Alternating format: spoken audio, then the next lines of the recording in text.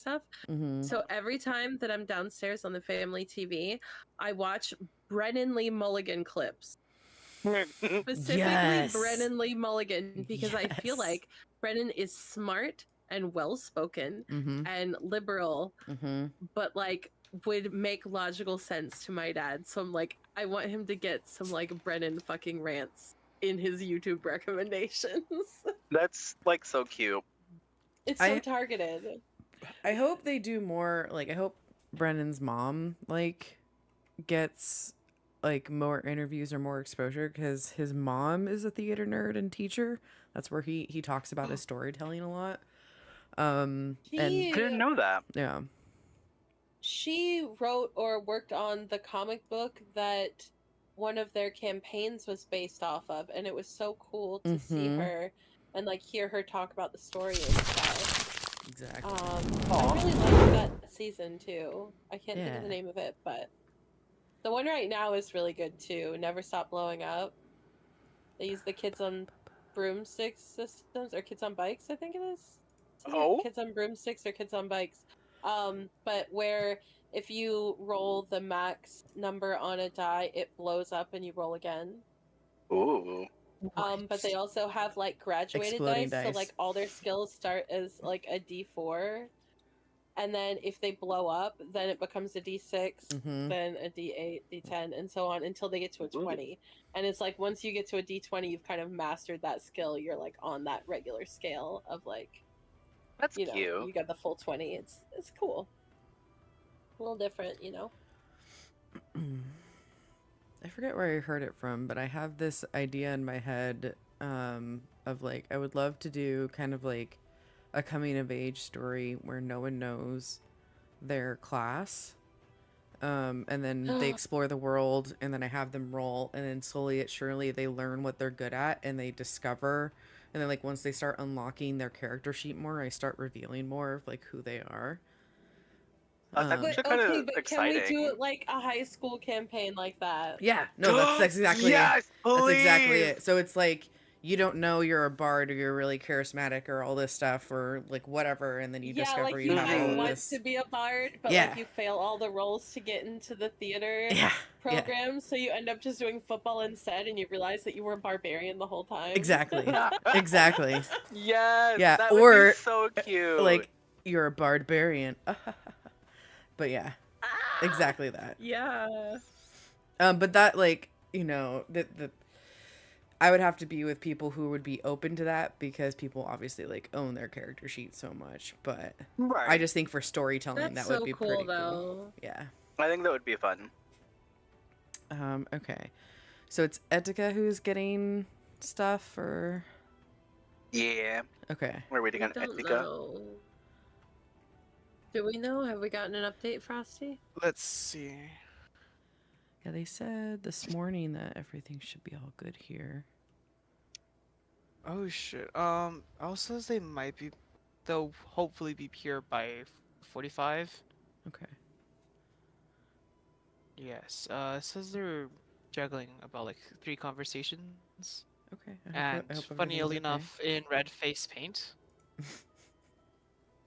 Gotcha. So I'm even more curious about these photos. Do you know what the cosplay he's working on is? His OC, the profile picture in Roll20. I guess that's the best way to see it. If you see it, it's there. Do you want to try like calling him? Like maybe he just got like tied up doing what he's doing and didn't realize the time. He says he just messaged me. I'm overloaded. Oh, he messaged you. Okay, yeah, cool. just now.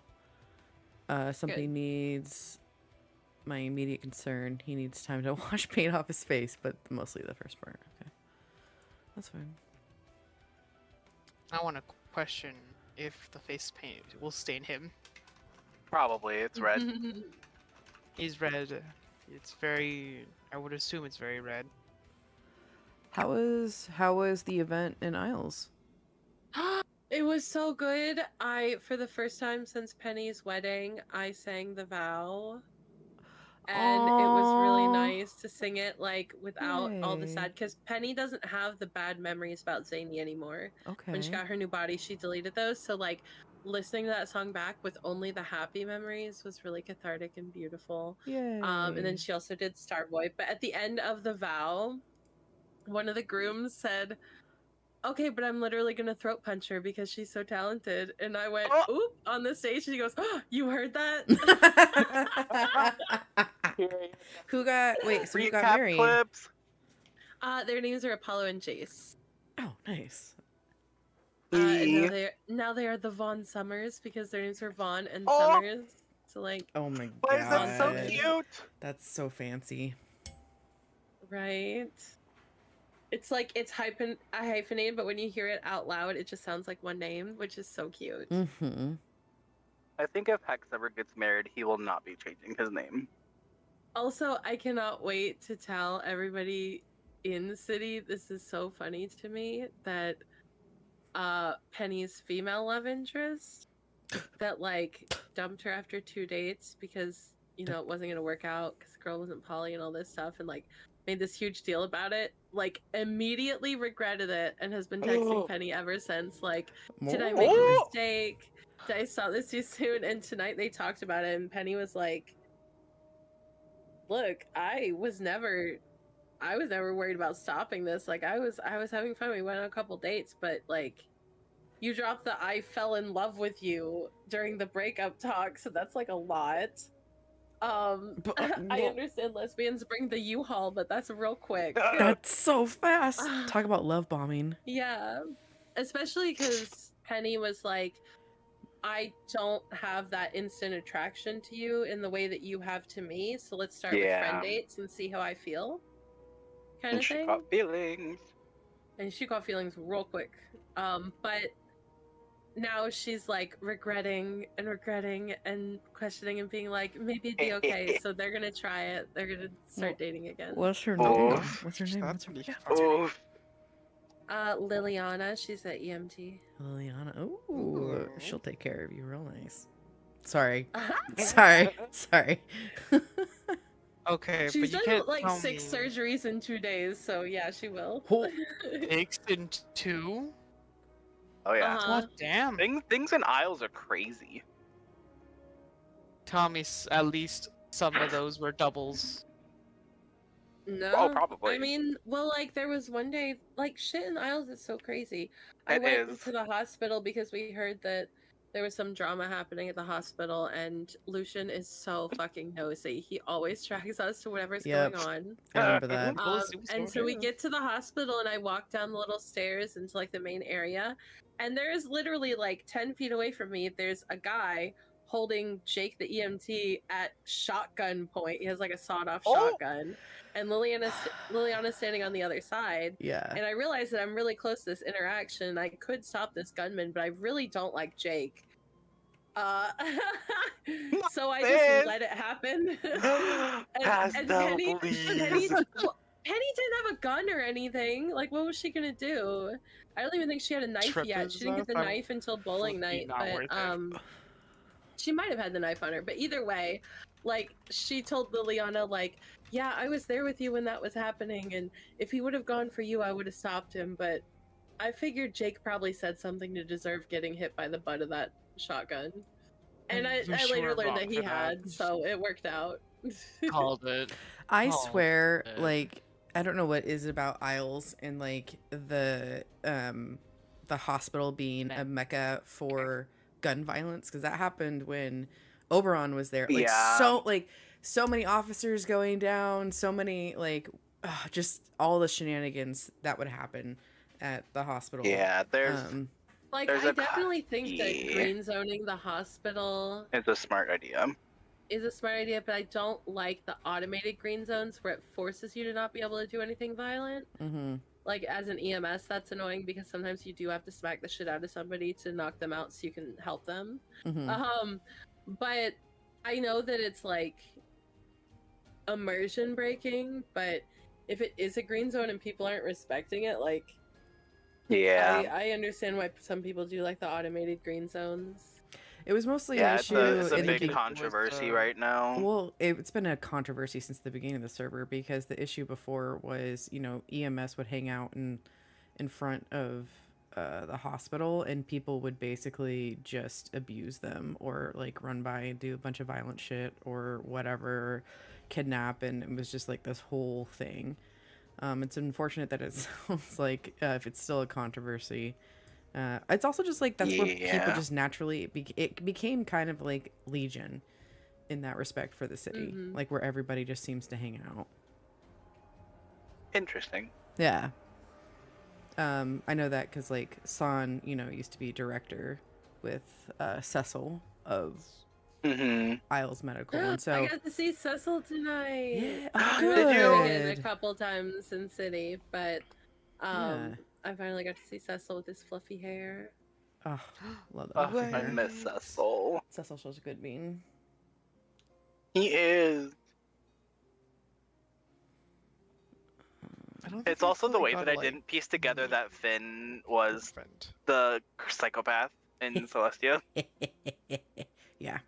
Well, We had a fun conversation with Finnegan about the different universes and the different realities. Yeah. And who people were in both of them. We tried. All I will say to that is San and I like tried really hard to work towards a really good finale for that arc, and we had approval the entire time, but we did not receive any of support. In fact, we like, even though we had approval, we were blocked in a lot of different ways that made it really difficult, and the storyline kind of, I would say, ended on like a moot point. We're trying again in a sense for other storylines, and we're hoping the support that we've asked for and gotten approval for will actually be okay for this round. So we'll see what happens. But period. Yeah. But Finn is a fun character for sure. Oh, let's see if he messaged me again. Let's see. Ibrahim also showed up in Isles. Ibrahim showed up in Isles? Shut the front door. Yeah, a lot of the sinners are starting to come over. Interesting. The question is, will he retain what memories does this Ibrahim have? This is I'm treating it like from this universe, so it's completely new. Got it. I assumed he didn't know Penny, and he didn't act like he knew Penny, so got it. That's been kind of the vibe with the Celestia people, is I just assume people don't know me until they tell me. Yeah. Hey. Welcome on in. Let them decide. My slight tardiness, something very, very important need my attention. All good. Everything okay though now? Yes, I am. Good. I may have to step aside once in a while just to provide some comfort to those who were hurt, but I am fine. Others are. That's as much as I'm willing to share. Yeah. No, you're good. Oh goodness. Yes. Oh, sorry. Yes. All right. Yes. Welcome to session 6, everybody. Everyone has something to drink, as we get into, like whatever snacks you want. Doing the little mom check here. Ready. Awesome. Oh yeah.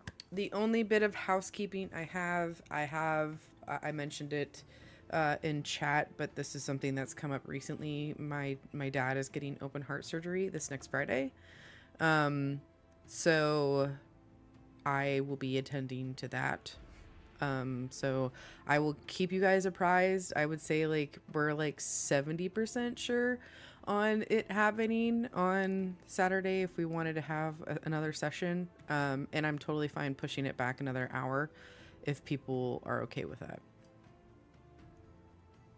An hour late would be good for us because we have something. What do we have in Isles? It's the masquerade that Renee is performing at. Yeah. Yeah, the place Penny works is doing an event, so. Question for the group now, because now you guys are more established in Isles. Does the hour start time work better overall? Hour later? like just in general with Um, events and stuff? I would say it's okay seeming for like me. that. Yeah, it's definitely seeming that way because it seems like a lot of the events and aisles are Like like 8 o'clock. before. Okay. Yeah. All right. Yeah. So maybe that's something we want to talk even about. like Maybe. even maybe like 10 instead of 10:30, just moving it a half an hour back would help. Okay. Because like having an hour and a half at an event is usually fine, and I'll make sure that dreadful events don't interrupt. Like I Yeah, didn't even that's give an easy Saturday as an thing. option this time because I wanted to be safe, you know. Yeah, totally. Anybody not feel that way or? Okay. I feel this is fun. Yeah. Okay, cool. For next week, let's go ahead and have the start time be what is it, 10:30? Yeah. Just in case, like I'll be with my mom or something like that. I can make sure, and if anything changes, I'll let you guys know. Slay. Yeah. Hopefully it's a pretty standard operation on my dad. He was born with a tiny valve in one of his valves. I think you were born with 4, so they were trying to repair it. But Oof. I mean, open heart surgeries, the technology has gotten so It's much scary. better. It's scary. They're not actually cracking open his chest, which is very helpful. They're going through his ribs, but they still classify it as open heart surgery. So Yeah. I'm not a doctor. All right. Who wants to do the recap? I feel like I've done it the last few sessions. Somebody else do it, please. I did it last time. I was gonna say Penny. Okay. Oh my God, Penny! Jesus. Oh, Pastel. That's because we were talking cussing. about. Yeah. Not the cussing. It's okay, I respond to Penny. That's fair. I did it last time. I was gonna say I could do it. Go for it. All right, go for it. Got Okay, so if I remember, we had just landed ourselves into what we assumed that it was the Feywilds. We can tell it's the Feywilds. We don't know yet. We were on top of what is like this huge bridge. And on our trying to figure out how to get down, Etika fell, tripped, on a victorious way downwards. Saved by the Before lovely. that, Callista admitted that the accent was fake. Right? That's true. That's Callista presents herself as her personality. I'm pretty This is sure that her- was before her- the flying shit. Birthday happened. Yes. Got magic powers. Mhm. Yeah, that was before Etika tripped in. That you perfectly saved. All I'm gonna say, you perfectly saved him. The Witchlight of my after we went- reigns supreme. Not that. Yeah. And then once taking it down this tall bridge, what's the word for this? The causeway? The causeway. Yeah. Shook? Yeah. No, for when like the when Queensway. the snail, when we saw like the huge snail and the people, Oh. the bunnies. The herring I gods. would call that like a Herring- troop. A troop of herringons, maybe I would call that. Yeah. No, but I was trying to say like what type of encounter would this have been called? It's more of a Oh, you just ran they into were scoping them. out. Mm-hmm. Yeah, and Passing. just running in, passing through the herringons. Then, what's the proper word? I love not having words. Mood.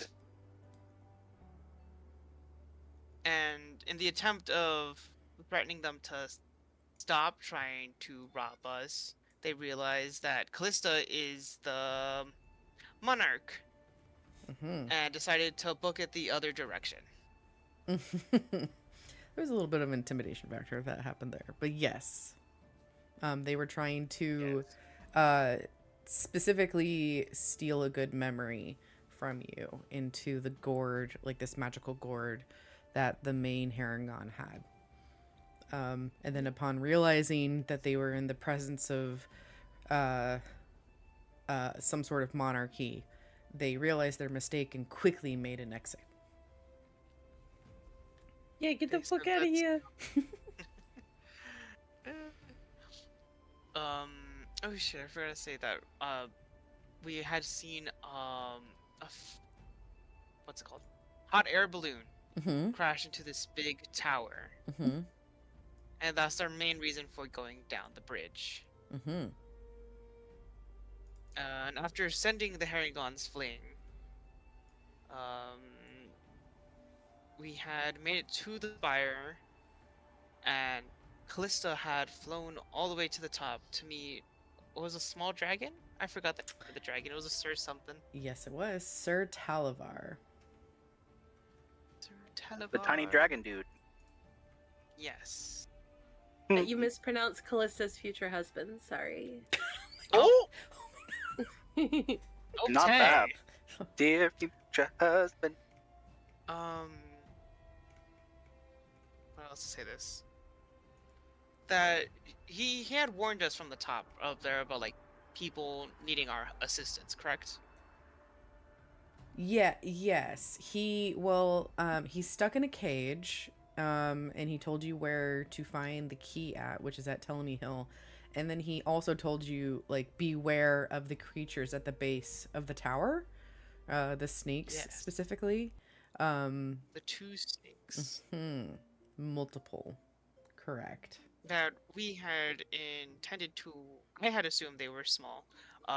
Intended to lure out to see if we could speak to them, just for them to be huge ass snakes that ended up circling Vaughn and Vic. And after that, we had swiftly killed. Ooh, I killed one of them with color spray, right? Mm-hmm. That Yes, was you wild. did. Mm-hmm. In a very beautiful battle. Yeah, the other one tried to and failed in escaping from the group. And Halder He really tried to escape. He did, and Halder even got to use Sparky, the javelin of lightning, to basically take it out. But yeah, your group very much worked very well together in teamwork, and this was like the first major encounter your crew has had. We killed it. You did.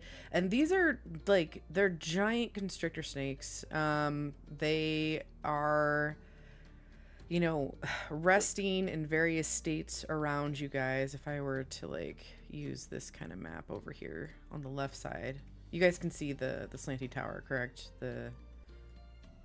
Yeah, on the left. Yeah. Like the bird's eye view. Yeah.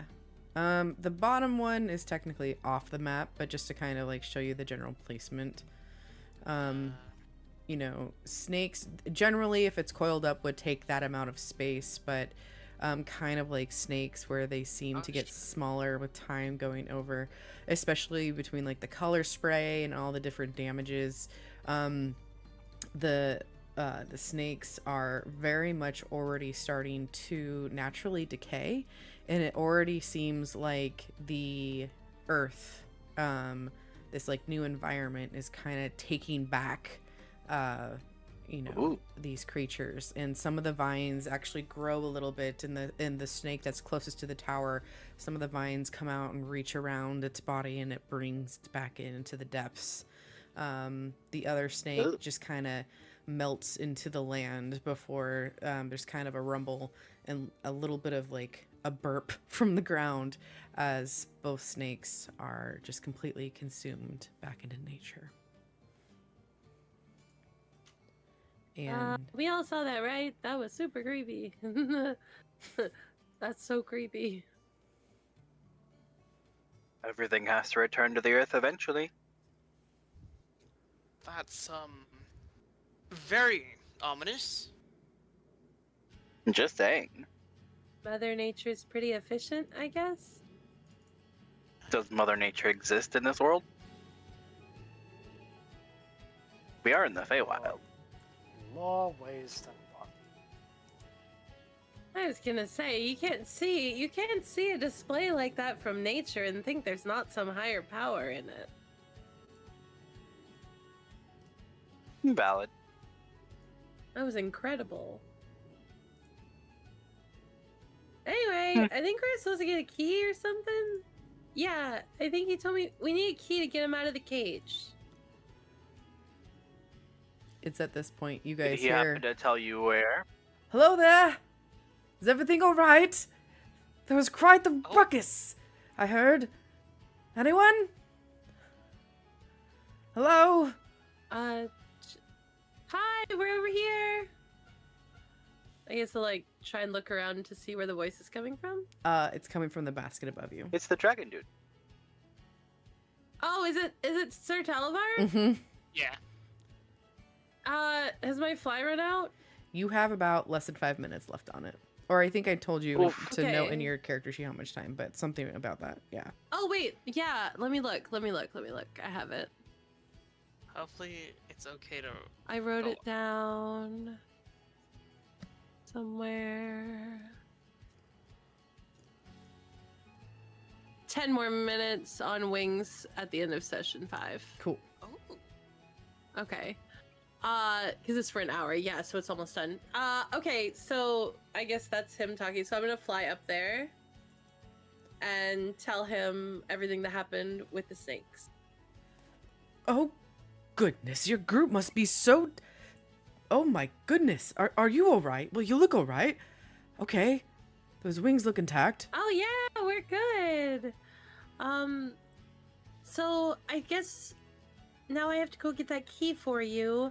You should be safe from the snakes for now. They kind of got sucked in by the earth. Is that like normal?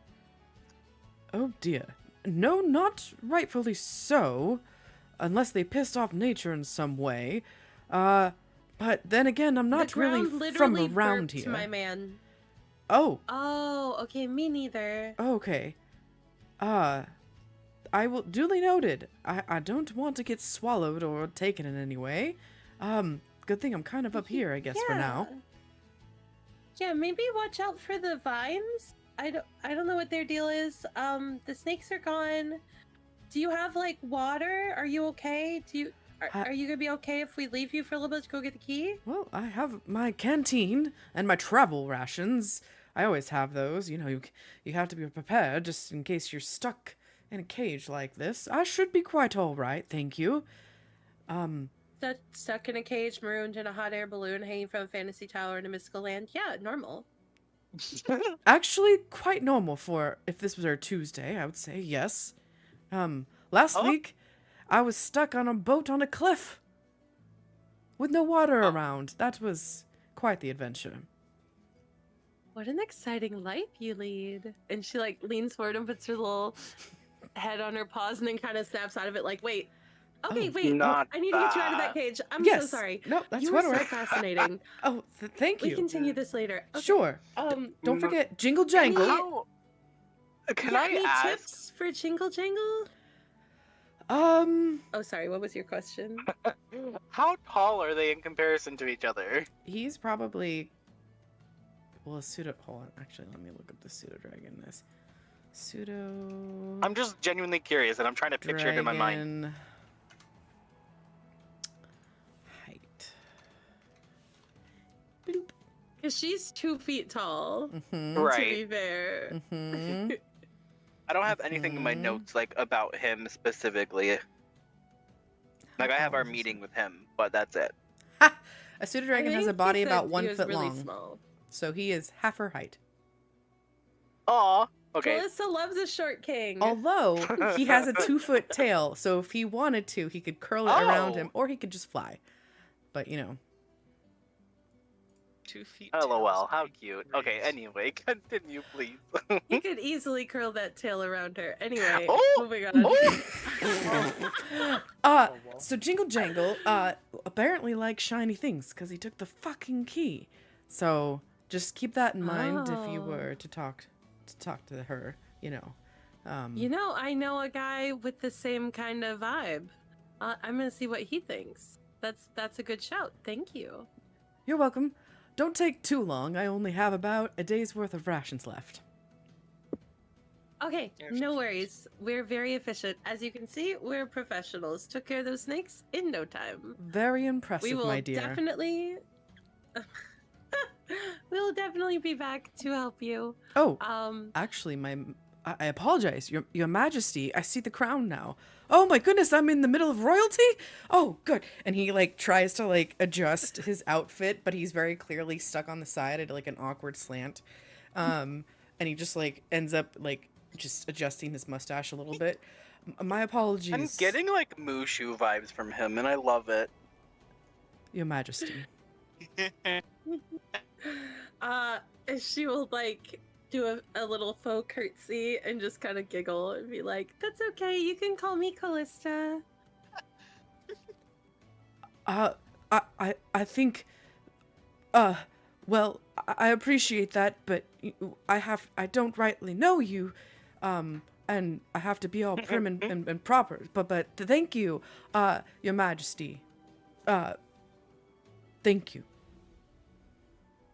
That seems like a very fancy way of asking my surname, but you're not getting it. So, don't call me Your Majesty, but I appreciate you.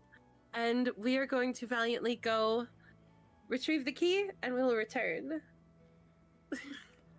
Wonderful. Is that an order?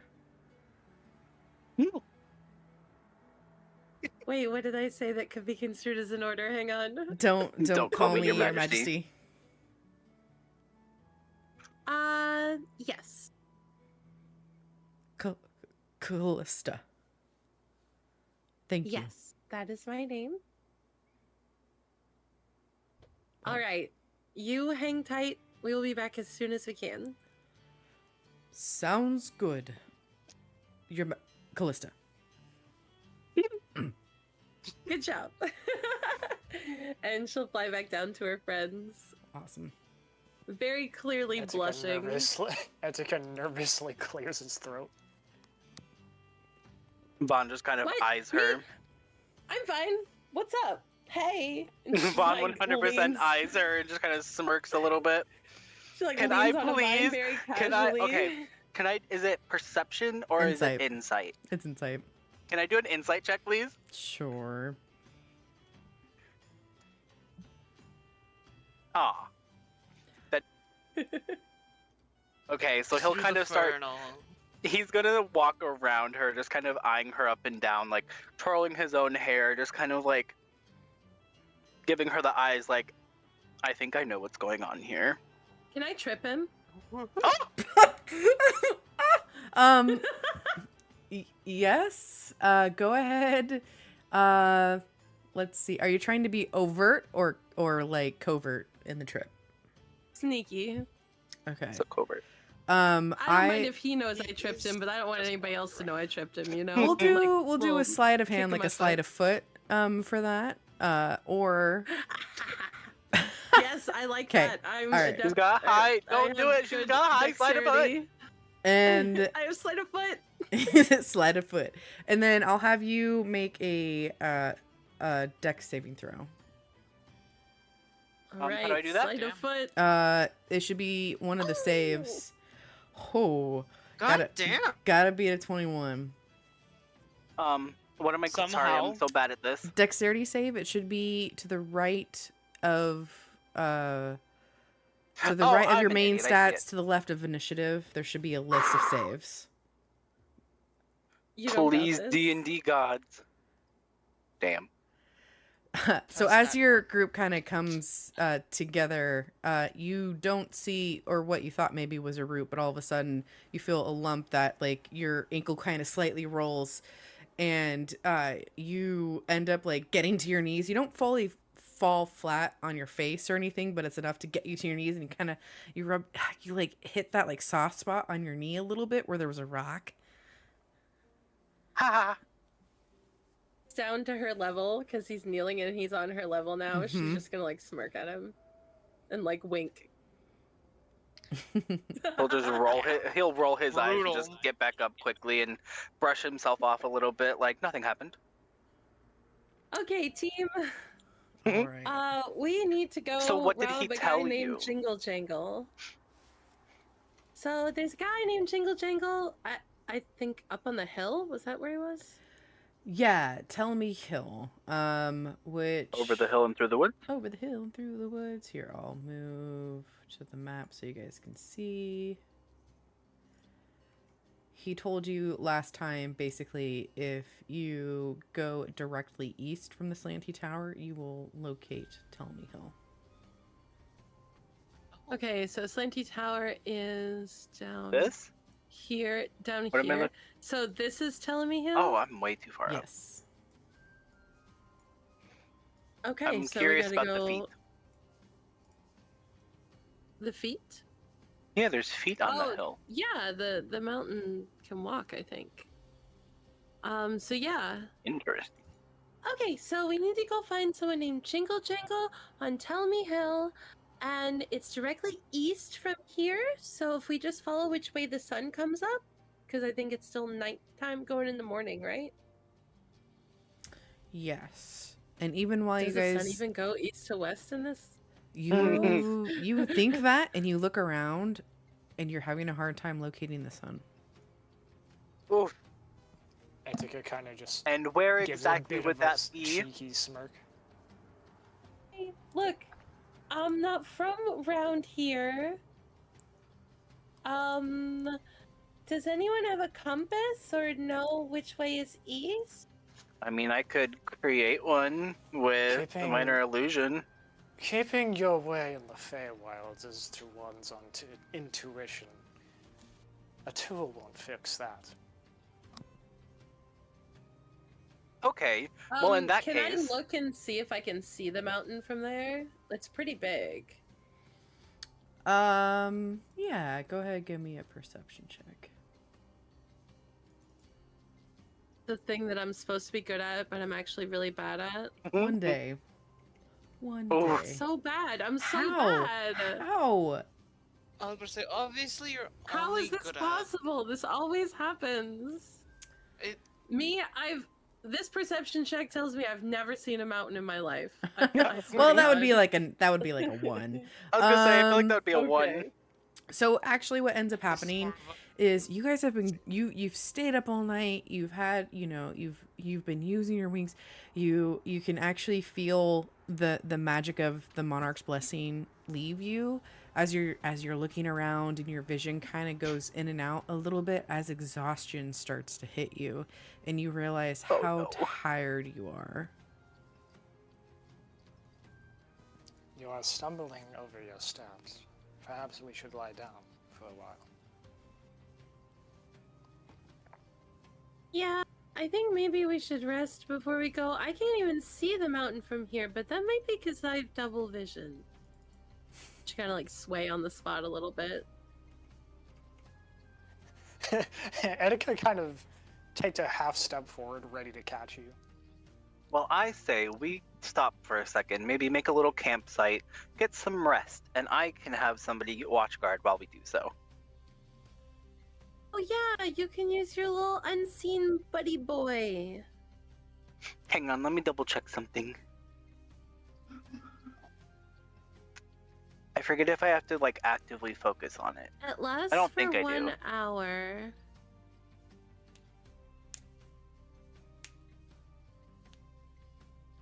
Yeah, I don't have to like concentrate on him, so I think we're good. Is that something we can do? Is like I can use that and then we can take like a rest? This is a good question. So how your group does rests is completely up to you. You can more efficiently just use your unseen servant potentially, or maybe other things that you guys want to take time and set up around, like whatever radius you end up camping together. Your packs do come with like, I think, a tent and like a basic bedroll. Basically insert the waypoint, the camp that you create in Baldur's Gate 3 is kind of essentially what happens. You could do it in shifts where like maybe one person stays up or two to make sure the one person doesn't fall asleep, but that'll take a little bit extra time, between 10 and 12 hours. It really depends on how your crew wants to do this. Well, Lord, Well, if I Hot summon Pants this said servant, that he can last for about a day. So like if we take a little longer to rest, that wouldn't be too bad. But my character really needs to rest. If I remember correctly, I think I took a feat or something that I don't need to sleep while resting. Wait, I think I do too, actually. Hang on. Are you Fey touched? I'm warlock, so I don't know. I'm kidding. Yes, because of the thingy. I was just trying to make sure I remember having that a thing. Because the Eldritch Invocation, it handed me something. Song of Rest Each occurs with have- short rest, so that's like the hour thing where you can help them by like basically getting them access to another hit dice. I know what So that invocation you're wouldn't be talking about. I beneficial? don't think you Long have- rest is how you automatically heal completely. Short rest is how you use your pool of hit dice to heal some. Oh, so it wouldn't be beneficial in this case. Okay. Correct, because like everyone Uh, going to sleep, you automatically kind of gain all your health back. Gotcha. But Hang good on, idea. I have an idea.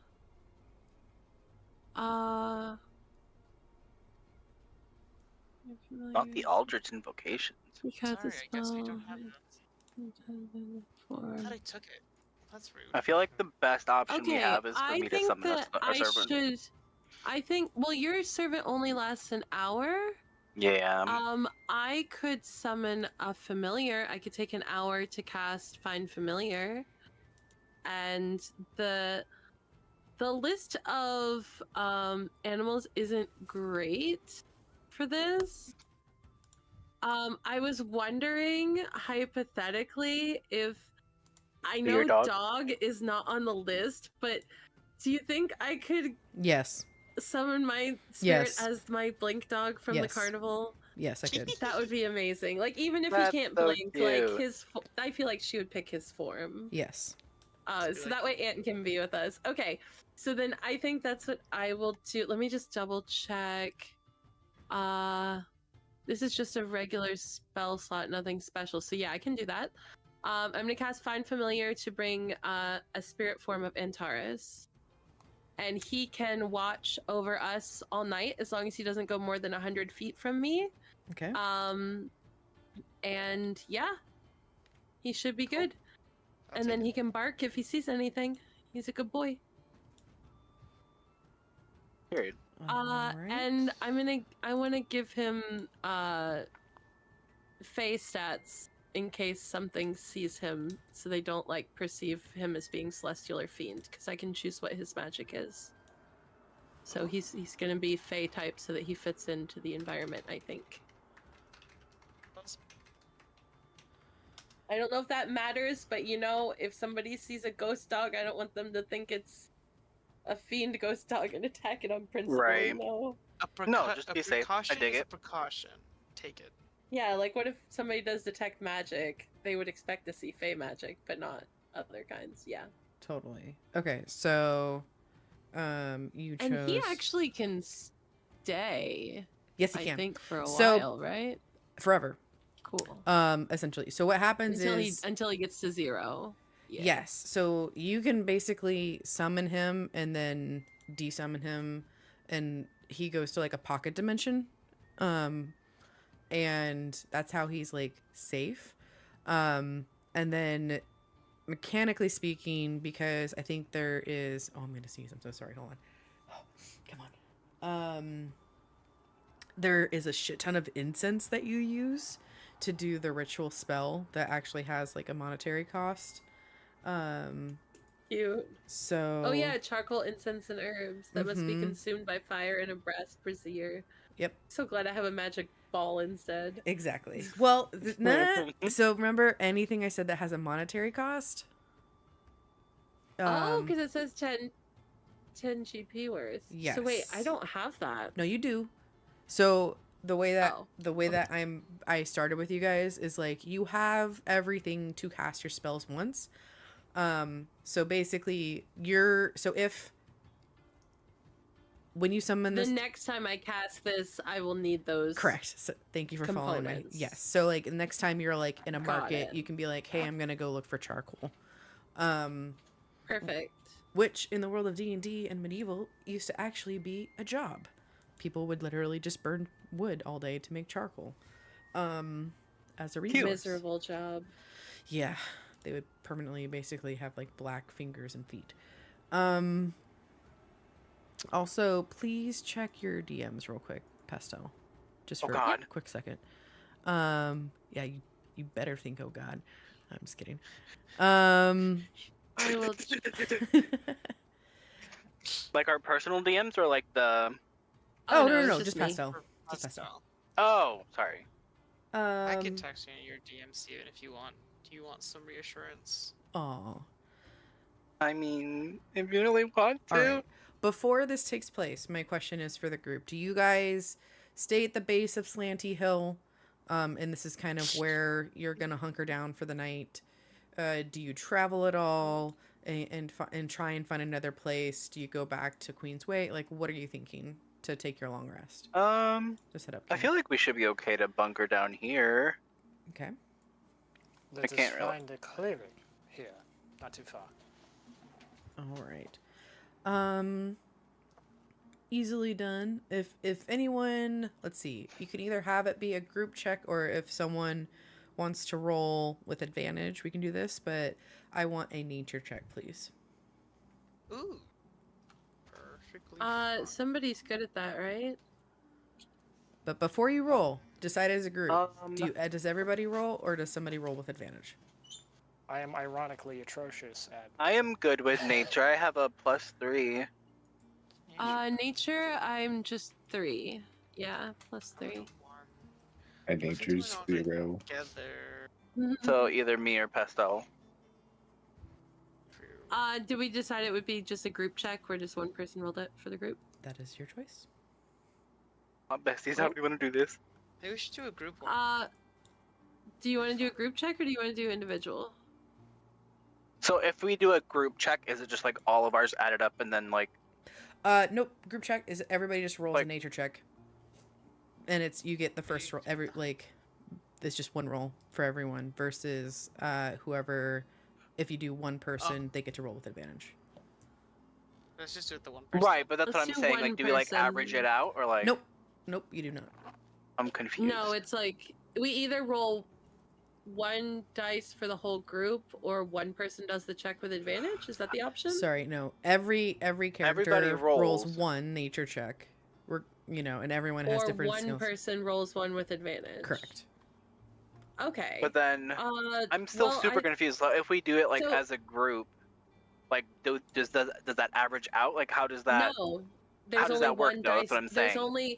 There's only 2 dice that get rolled if we do there's only 1 dice rolled if we do a group check, right? No. Sorry to confuse everybody. Everybody rolls. So it's hold on. Yeah. Everybody rolls. So like how like before I've had you guys do perception checks and I've gone through and I've told you what you've seen. Mm-hmm. And everybody's rolled once. What this is? Correct.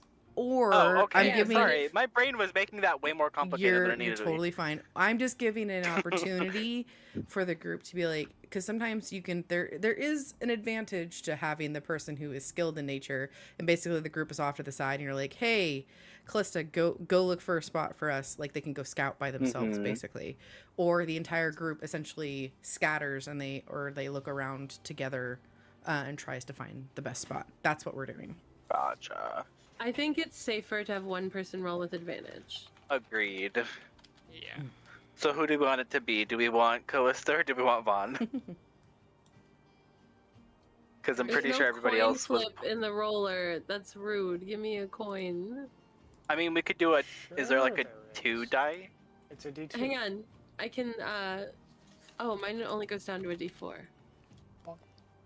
See? Well, we didn't pick a number. Oh, not that. Hang on. I'm showing you. That was an accident. I'm showing you can. I'll take evens.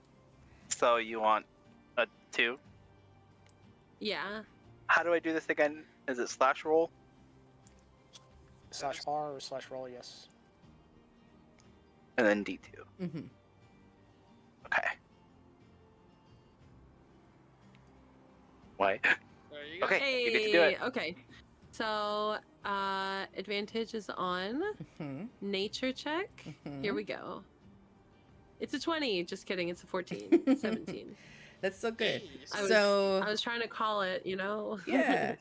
This is good because basically over the next 20 minutes of kind of scouting around, you're able to find an area that is not completely like filled with swamp water.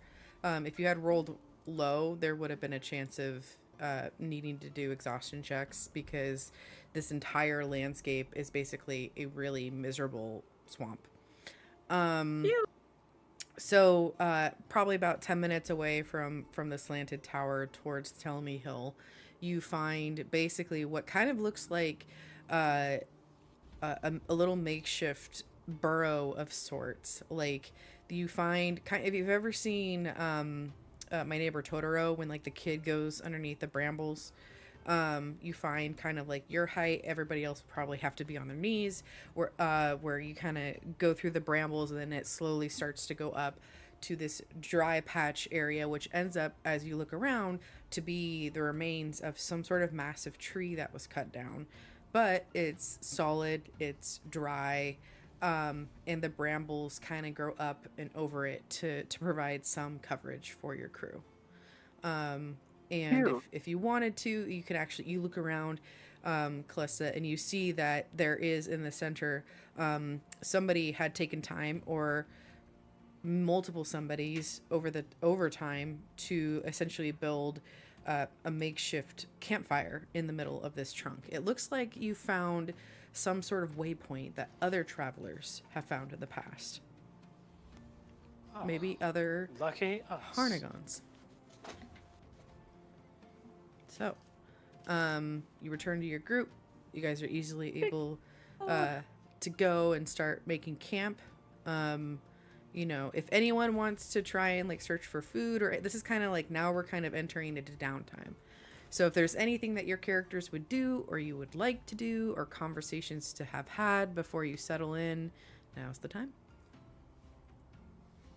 I'm making so much incense in the campfire right now. We're getting a ghost doggy. I'm sorry, y'all. I'm going to walk up to the campfire, snap my fingers, and it lights. Druidcraft. I'll start walking back towards Victor.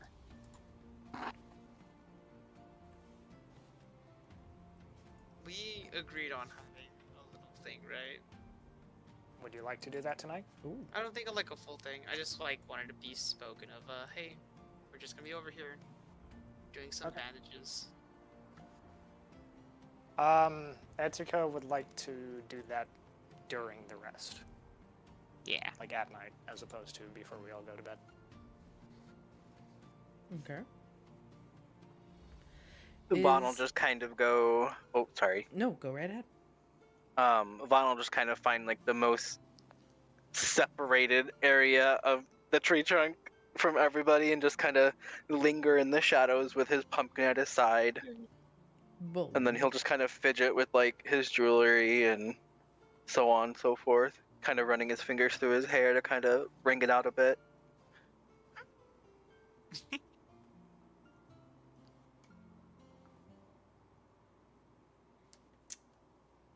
Make a perception check, please. Oh, me? Yeah, you. Oh, Damn. okay. I'm special. Oh, not that special. Okay. Gordon kind of settles into your nook. You kind of... it's interesting. Gordon's changed colors since you've last looked at Gordon. They grow up so fast. Where Gordon was like, you know, like your typical probably like orange, red-orange color, Gordon is looking a little bit more like blue-green. Ooh. He's sick. Someone get him the medicine. He'll just kind of look at Gordon a little bit, kind of like, I don't want to say this word because it's going to sound really bad, but like, I'm going to say it because I have to. He's just kind of like fingering a piece of jewelry that's around his neck, kind of like in thought. Twiddling. Twiddling, that works too. I just couldn't think of a right word or a different word. Fidgeting, twiddling. And he'll just kind of fidget with this jewelry around his neck and just kind of look at Gordon, just like in thought, just trying to figure out like what may have caused this. Okay, make another perception check. Oh God! A bird comes out of nowhere. Imagine.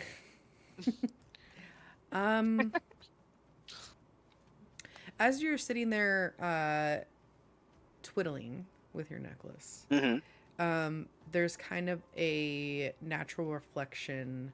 Because remind me what your necklace is made of. It's silver. Okay. So from like the reflection of the fire casting towards your necklace, and there's kind of a little bit of light that seems to hit Gordon. And when you're contemplating, when you're holding Gordon in your hands and you see this, it catches your eyes. At one point you could have sworn wait, what? You could have sworn you felt like some sort of like thump on your left palm underneath Gordon. Vaughn will kind of just like jump back a little bit after feeling the thump, and like his face will go thump. from like that thump, like a little like it feels like a heartbeat, like a thump. Yes. Sorry, I thought you like said something's like banging. Yes, I thought you heard in turn thumb like at the digit, and I was like, oh wait, no. Oh no, I heard thump. I'm good. Cool. I think. Cool. We're good. A human thumb extends from the pumpkin. Imagine. Probably not the weirdest thing for the Feywild. That's the alien campaign. Wrong campaign. Oh god. But no, he'll just kind of like jump a little bit, like he got startled from it. And just his expression goes from like puzzling and curious to more like shocked and like, what the heck just happened? Or like, what the heck was that? It happens again.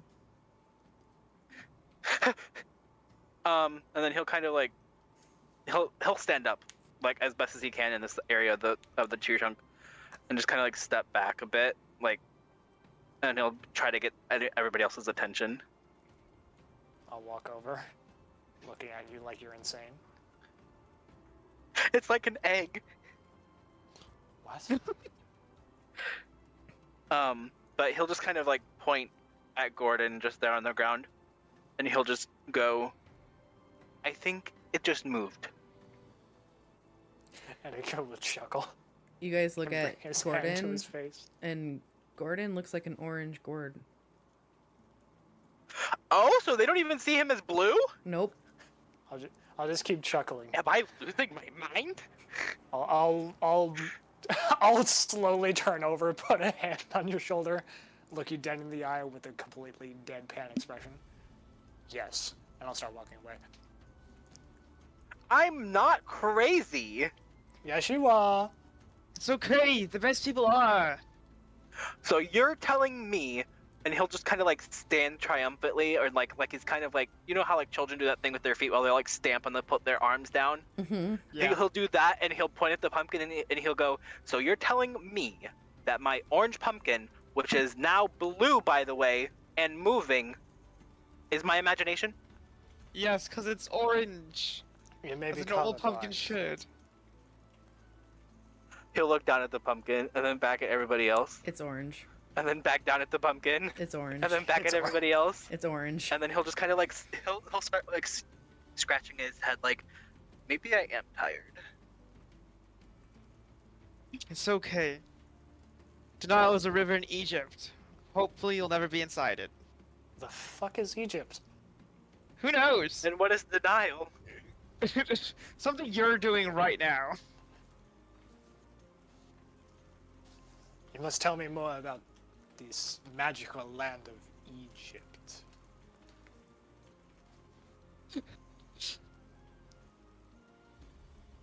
And then I'm just gonna say Vaughn will sit back down, semi-close to Gordon, like crisscross applesauce, just like puzzling, kind of curious, like, am I losing my mind? Mm-hmm. And Oh, not that. no, that was me. There's a moment where, with your passive perception, as the rest of the group kind of goes back to whatever, you look at it and you see it almost seems to pulse.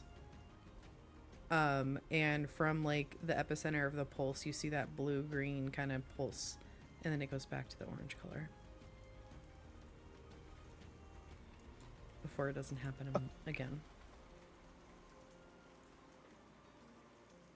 He'll just kind of look at the pumpkin like gobsmacked and kind of like rub his eyes a bit, like as if he's imagining things now, because now everybody doesn't believe him and he thinks he's crazy.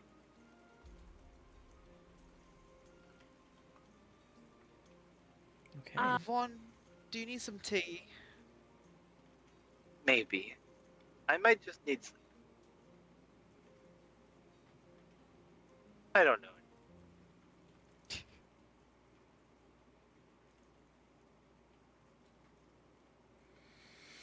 Am I still? Yeah, I'm still probably casting. It hasn't been an hour yet. Huh? Yeah, you probably have another like 40 minutes to go. Anyone else? So Halder. I can't use the identify spell on fucking Gordon yet. On this You were fucking very pumpkin. So yeah, when you start casting, oh man, so I should have detected magic on it. this is Anyway. important. But when you start casting a spell, like it uses all your components, right? So if you get interrupted, if you stopped, you would have to start over, and you wouldn't have those components anymore. Gotcha. Halder, what you doing?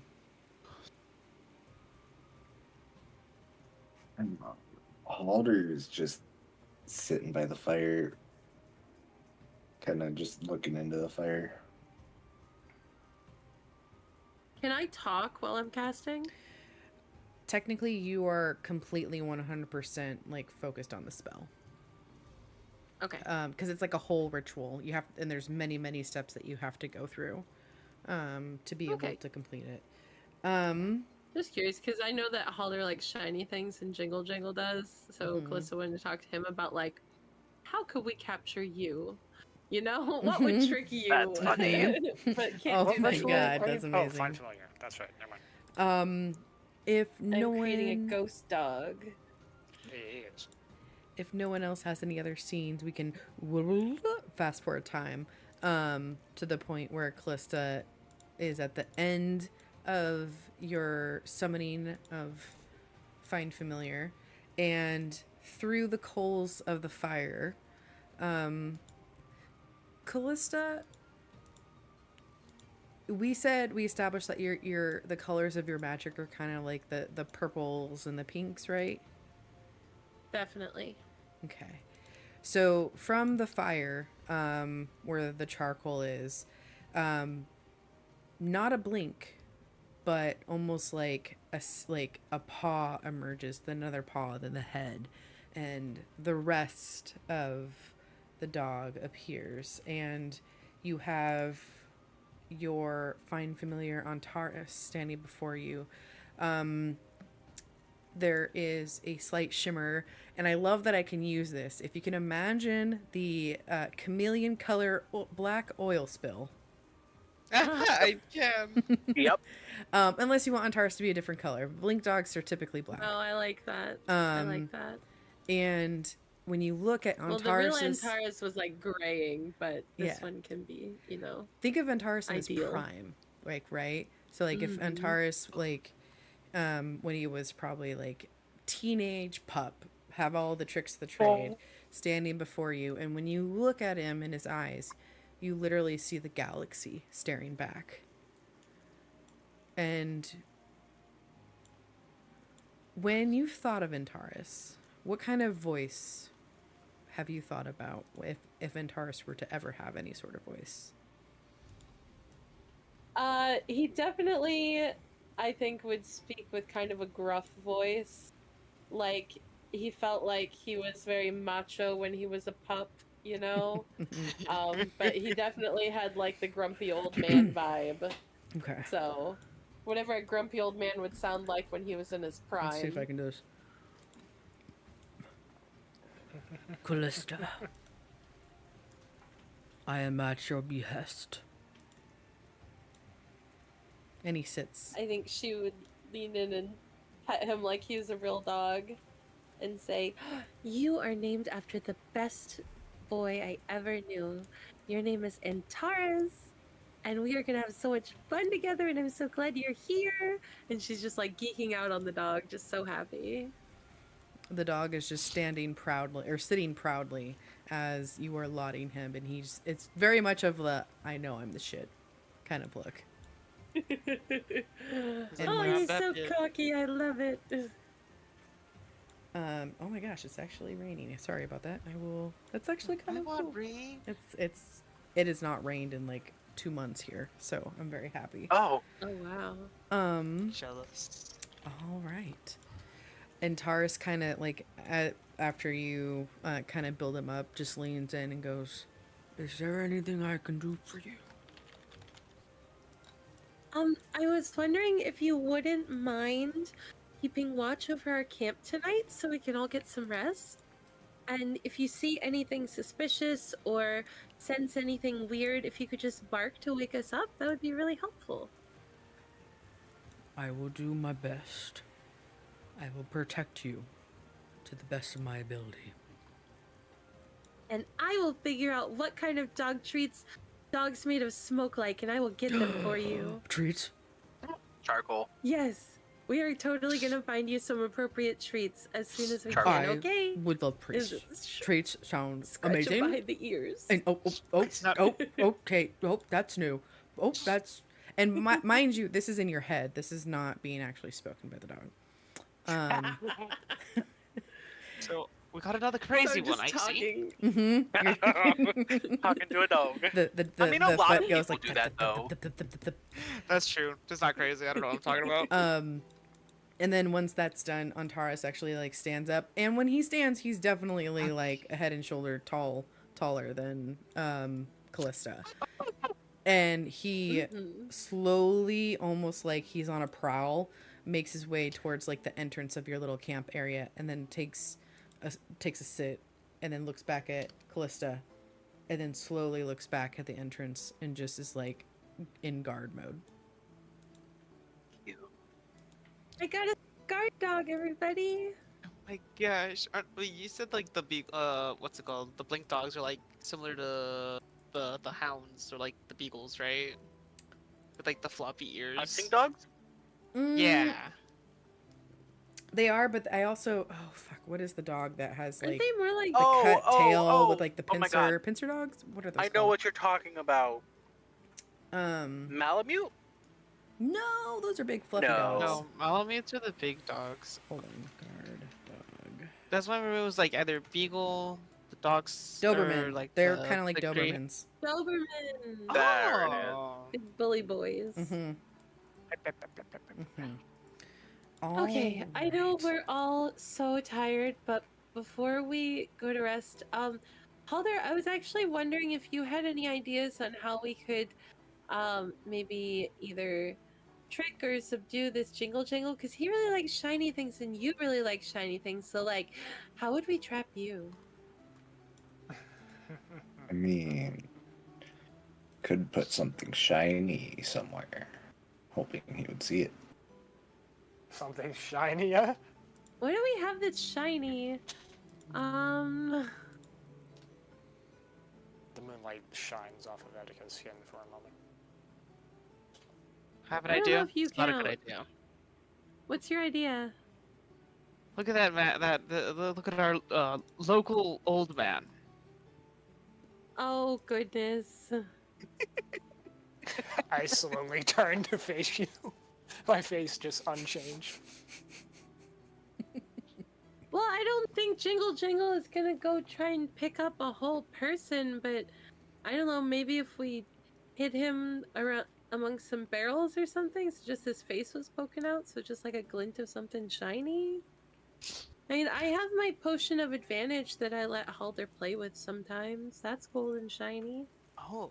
But I I don't really do want to lose also it. have the gold.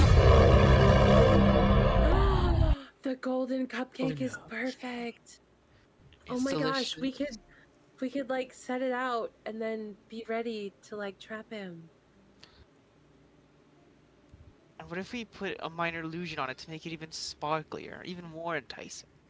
Is it a bad thing that my first thought was to trap the guy instead of talking to him? We could just Asking for a ask him, friend. you know?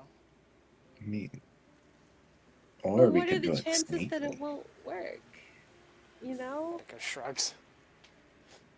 Did they ever tell you why he was in the...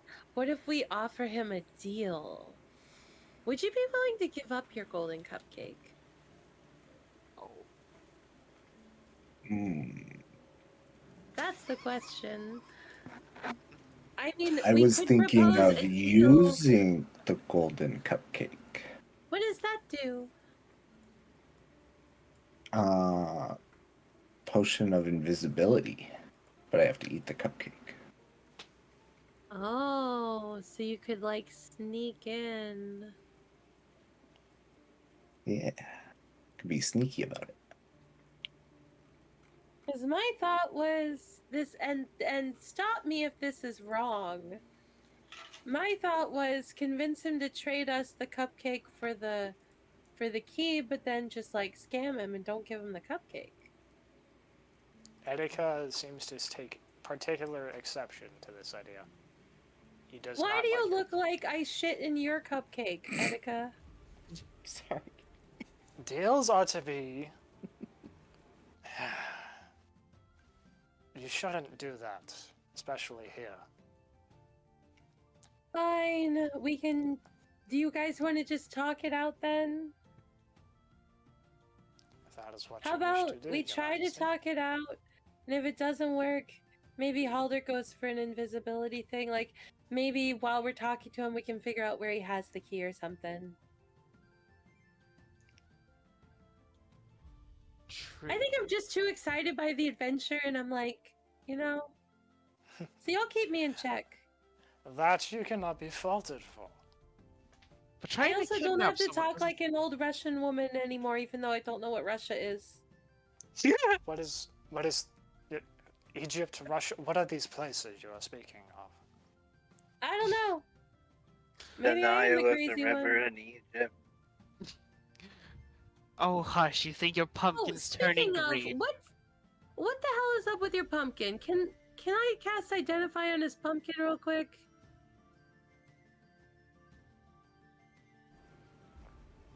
Is that a question to me or is that a question to... Sorry. It's a question to you. No, She me. just phrased it in her I way. mean, Goes to the yeah, forest if you want to Right, cast it, cast- you can just cast it. I'm telling you right now, it's gonna come back like a normal pumpkin.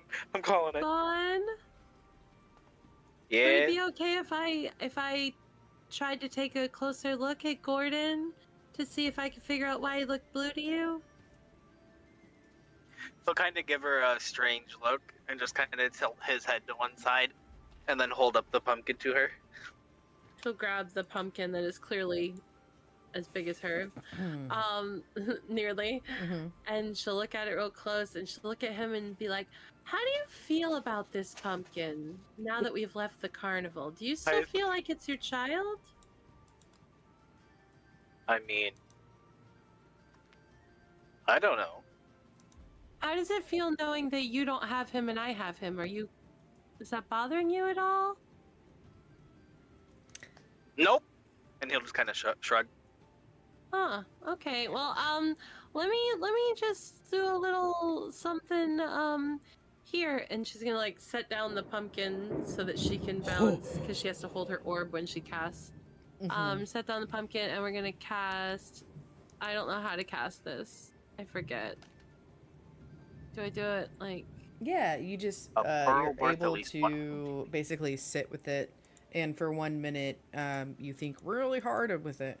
You probably have Gordon in one palm and your ball in the other, and it's instant once the spell is done. And what I imagine is if you can imagine like a thread of magic kind of going from the ball into Callista's arms, across her chest, and like into and around Gordon. That's kind of what's happening. It looks like there's almost like this transference of energy and magic between the two. And you're sitting there with your eyes closed in this kind of meditative state. And after a minute, your eyes open, and you know, I don't know how often Callista has utilized this spell in her time. I would imagine at least maybe once or twice, but this is the first time that The magic does not seem to penetrate Gordon. I knew it. I knew it. Like, it's not even telling you that it's a non-magical thing. It's not telling you that it's a magical thing. It seems this magic is having a like magic in general has never has come across something like this. It is not within the realm of magic. Or at least known magic. So I can't see what spell created it, because it was created by a spell. It was created by him signing that contract. Was it? I mean, we never actually saw it, like, be created. Be created. I mean, he just I guess handed it could have to... just been a pumpkin. So this is like impervious to the identify spell? Yeah, it's not even that it's impervious to it. It's that it's just not, there's nothing. It's so what the identify spell does is like it knows things within the known universe of like what is known magically. If this thing is magical, it's definitely not mundane. Magic that your world is aware of has never come across something like this. So this is like crazy magic. Yes, potentially. The crazy magic. New magic, which is what? Like that it like it is so rare that you come across anything like this. Like magic is something that is literally in everything. It's innate. It's very standard in in your world. And to the point where, it's second nature for the most part to know the 5 different schools of magic or what have you. It's none of these. Vaughn kind of... Oh, sorry, go ahead. Oh, I was gonna say, I think that Callista would feel like prickles on her like neck and shoulders as she senses this magic that makes no sense to her logical mind, a magic that she's never felt before, and she just looks at Vaughn like, I got nothing. This is crazy. I've never felt magic like this. I don't know what this is. Taking the pumpkin back, he'll kind of look at it and then look at her almost as if he's at like a light bulb moment in his head, and he's going to use detect magic. You were also hit with a similar spell of like, there's magic, you get a ping for magic, but it is not able to identify the school. It's glowing. Now, is this something everybody can see? No, because detect magic that works that way. The way it works, right, is like there's kind of a glow. So when you cast it, it's almost like you have a film over your eyes, and things that you've already seen are kind of muted. You're looking at Gordon. Things I haven't seen. Yeah, and there's this silver brightness to Gordon.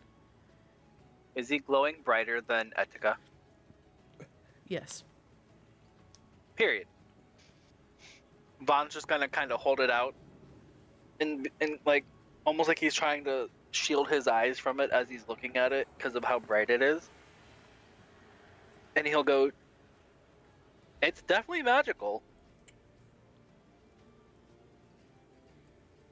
Right? Doesn't it feel like when you try to think about what kind of magic is, there's just like a blank there? Yeah. And then he'll kind of bring the pumpkin back down and just set it in his lap. His expression going back to that like puzzling, like inquisitive, like wanting to figure this out kind of expression. Do we think it's a good idea for that to be near you? I mean, I've been carrying it pretty much this whole time. Okay, as long as you think it's okay. She's not sure. She's weirded out about a type of magic that doesn't exist in this world. Like, that's crazy to her. I love this moment because she's over here like, sketchy, let's not touch it. And then Vaughn's like over here like, yes, I want to find out what it is.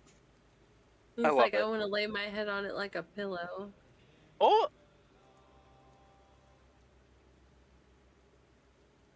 All I know is that we won't find out anything tonight.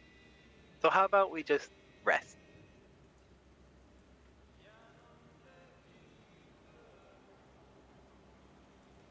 And he'll kind of look around the group, just like blinking, like waiting for somebody to say something. Well, good night. And Callista's gonna like settle into her little nest that she assembled out of her bedroll and all the extra scarves that she's not wearing anymore because she's not in her fortune teller disguise, and it's just like a mess of purple and pink in the corner, and she just cuddles into it. Etika will sit in front of the fire for now. Okay. Fair to say that Antares is gonna be your guys' watch, and everybody's gonna go to their respective spots. Yeah. Okay. Vaughn will just kind of nestle up in his little area, and he'll set Gordon down next to his head. But like, I'm trying to think of how to explain this. So he'll have his back to like the wall of the campsite and kind of curled in towards the fire, and then Gordon will be in between him and the fire, but like next to his head. And he'll just kind of curl up. Gordon's the little spoon. I got you. Kind of. Kind of. Etika will smile at this, but turn back to and he'll just kind of like stare at it, laying there, like tell me your secrets. All right. And it sits there staring back at you, not changing color as you drift off to sleep. Thank God. Etika, was there a scene that you wanted to do before you went to bed, but as everybody else is kind of falling asleep? With Victor. Okay. Later on. Ooh. For now, Etika is just kind of every so often his mood will slightly dampen, and he'll basically just flick a finger at the fire, and it'll flash a random color in the rainbow. Just practicing. I love that. At least from outside views. I love that. All right. As you all begin to drift off to sleep, I'm going to start with Callista. Sleep takes you quickly. You are able to find comfort in this little slice of land in Hither. And just as you feel your eyelids kind of hit, it almost feels like you're stepping into a pond. And you feel yourself kind of naturally flip, like whatever feeling, if you've ever had it, of like your stomach kind of going upside down, you feel that. And whether or not you've experienced this before, you experience the sensation of astral projection in a way. You're kind of flying. You feel your body lift up above this little nook. You see Antares, keeping watch, seemingly not having noticed you at all. You go further up, you see a bird's eye view of this world. You see Queen's Way. You see various creatures kind of making their way through the night, other folks that are settling in for the evening. And then you keep going further and further and further up to the point where everything just becomes its own little period in the sky. And right when you kind of turn around, you realize you're in some sort of tunnel, some sort of like burrow? ? And you feel yourself not flying now, but walking or hopping, making your way, winding your way through these tunnels. And to the point where it feels familiar. It is familiar. You know these tunnels. You visited them before. You think. Maybe? Then eventually you don't see, but you smell it first. You smell herbs, dried. You smell flowers. Then you smell like some sort of stew maybe cooking on some sort of campfire. You hear the crackling. And then at the end of the tunnel, as it winds around, you see a slight warm glow. You make your way, and it's warm, it's comfortable. You find yourself in some sort of living space. Herbs that are drying from the ceiling that you had smelled. You can see that there's some sort of dough that is rising on a counter. You see like a bucket full of fresh water off to the side. You see there's a fire going and a big cauldron that is bubbling with some sort of yumminess. And sitting in front of the fire, you see a comfy looking chair, and it does seem to be occupied by your great-grandmother, Bettina, Star Watcher. She turns as you enter, and she gives you a sad but proud smile your way. And she waits.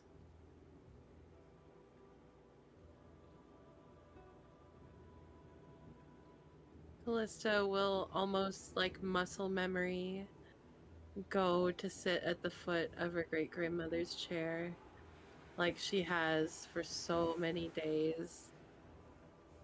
And I think that she knows in this moment that her great-grandmother has passed because she's starting to feel her family power, and she's starting to feel that call to the divination. So she knows that this is not real and that her great-grandmother isn't alive.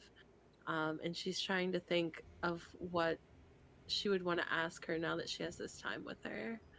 And she's coming up with nothing and just enjoying being in her presence. And with every step you take, you feel stronger in that presence, and you do notice your great-grandmother seemingly starting to age, the power transference taking place between you and her. As you take a step and settle at her feet, she looks down at you and cups your chin in her hand like she has many times before. Hello, my child. It is time. No, I don't want you to go. I know, sweet one. But I had to. You need to grow into your own. It is time. It is done. To say goodbye? Yes.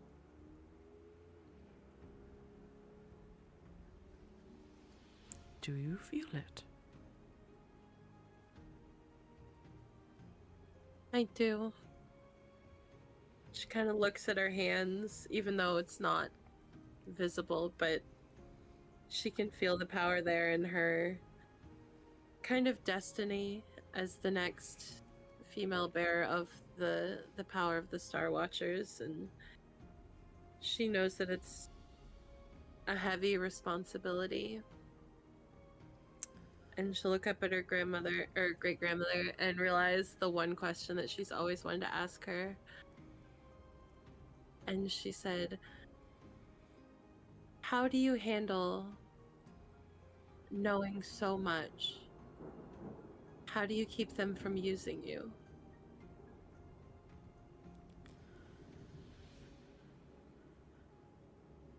The hand that's currently cupping your chin moves to your chest, and her other hand cups your hands. And you feel connected. More connected than you have ever felt. And you look up at her, and you see now, behind her, generations. So many of previous Star Watchers.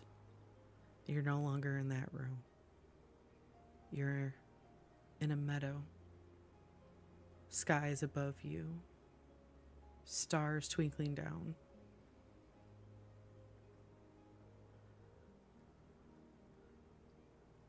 You rely on your knowledge and those around you and know that you are not alone. This is power, true, but what defines you is what you do with that power. We are here, and you can come to us for counsel. Just because my mortal coil is gone does not mean you can't come to us. In times of great need, we can be there for you. But know that it does drain the line. Too much and it could end us. That is the power we bear. But with each Star Watcher comes so much power that builds. You are the strongest yet, just as I was the strongest before me. It is told that we are building towards something to utilize our entire line. I do not know if that is you, child. To your point, there will be people who will try to make you use all your power to end us. If that is so, you must be firm in your decisions. Be thoughtful.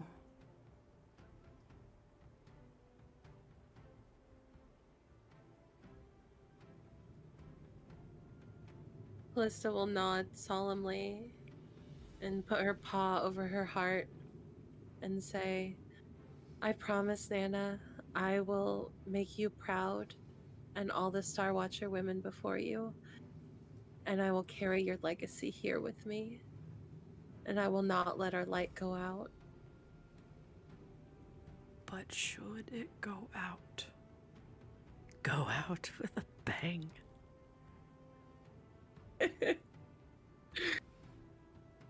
She suddenly remembers all the batshit things her great-grandmother has done over her long, long life, including making homemade fireworks that definitely set the barn on fire. Mm-hmm. And she just looks at this image of her great-grandmother and finally feels secure in knowing that she's ready for the destiny that's been dealt to her, and in some ways she's ready to let Nana go because she's always going to be with her.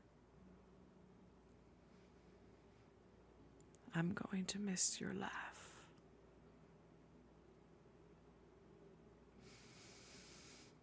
It smells like I'll it's miss going your counsel, to rain. Nana.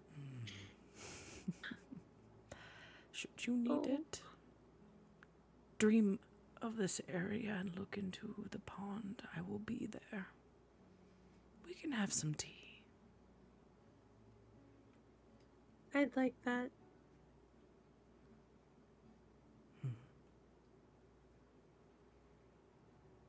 It is time, Callista.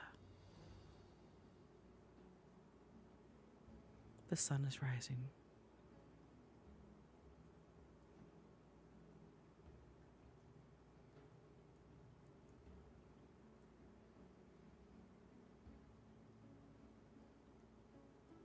Callista will stand up a little taller as she feels the final transference of the family power to her.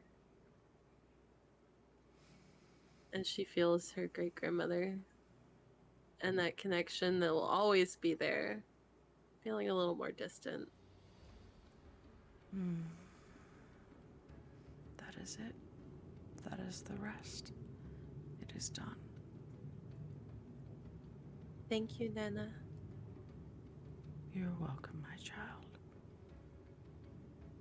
Go back through the portal. You have many adventures ahead of you.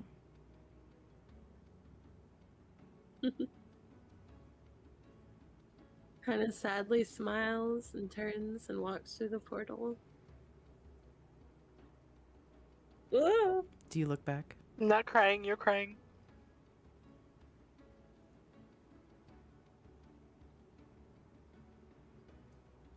Does she look back? Yes. When you look back, not on a line, but on a little tiny hillside in front of that pond, you see all of the matriarchs of the Star Watchers waving your way and fireworks off in the distance.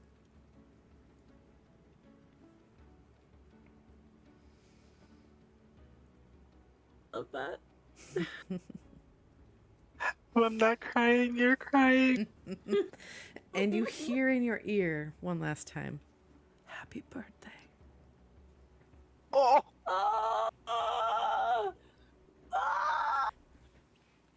My face hurts from smiling. That was so good. Thank you. Mm-hmm. All right. Let's see. Please make a perception check for Antares.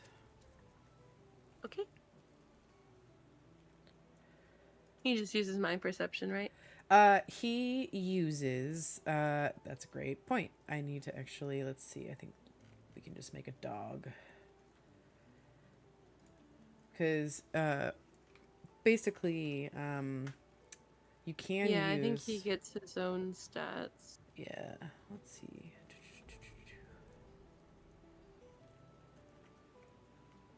I will say, just so everybody else knows, my familiar cannot actually attack. He can deliver spells for me, like touch-based spells. That's but he can't actually attack people, so all he can do is like let us know. Oh. Yeah. All right. He can tank hits too. I'm going to make Antares a mastiff.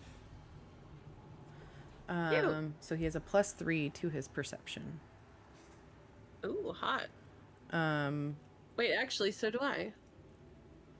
So I'm gonna make this. Slay. Oh no, I only have 2. Haha. Antares.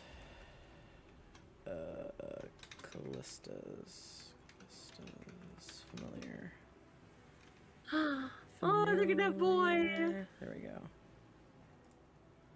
Yeah, and if you ever end up with a token or a picture that you want to change that to, all right.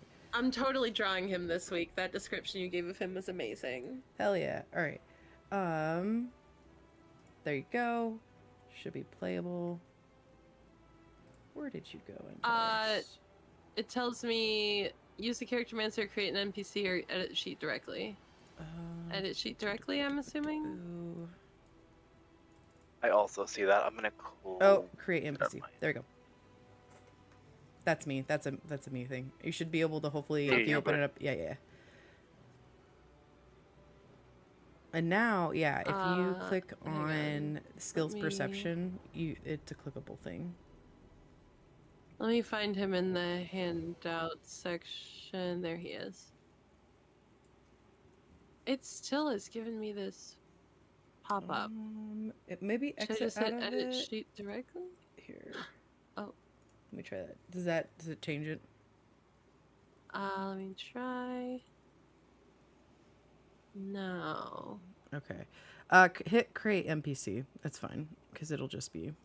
Oh, it did it. Okay, that's good. Cool. Okay, so... On his character sheet... What do I roll? Perception. And you get to roll with advantage because it's... If you want him... Okay, so this is where he has keen hearing and smell. If you want his watch to be dependent on his hearing or smell, you get to roll with advantage. If you want it to be dependent on his sight, it'll just be straight roll. Let's do his hearing. Okay. Yeah, let's focus on hearing and we'll do a wisdom perception check. So he only has a +1 to that, but I get advantage now. Mm-hmm. So do I just roll it twice then, I assume? Yeah, here, let me edit the... Always roll advantage. Advantage toggle. Auto roll damage. There we go. You should hopefully see toggles. Okay, I did already roll one, so I do have the toggles for next time, but I'm just gonna roll a second one. 15, so 16. Sweet.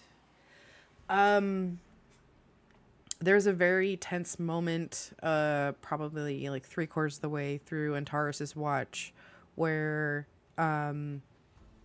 he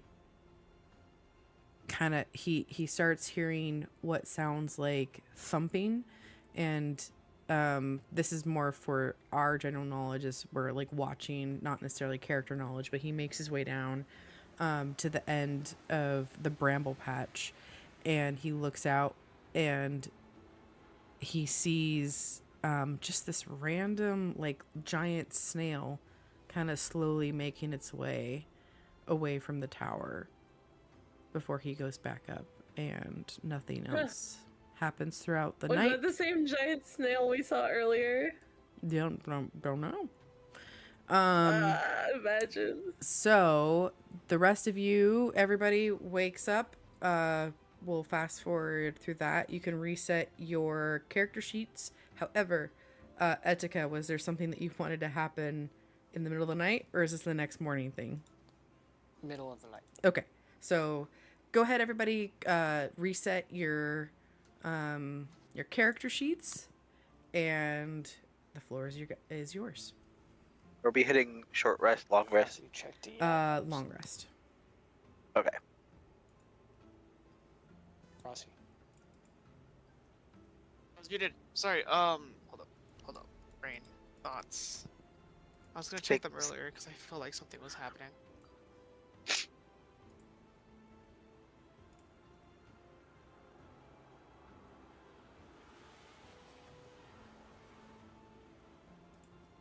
Did my HP not return?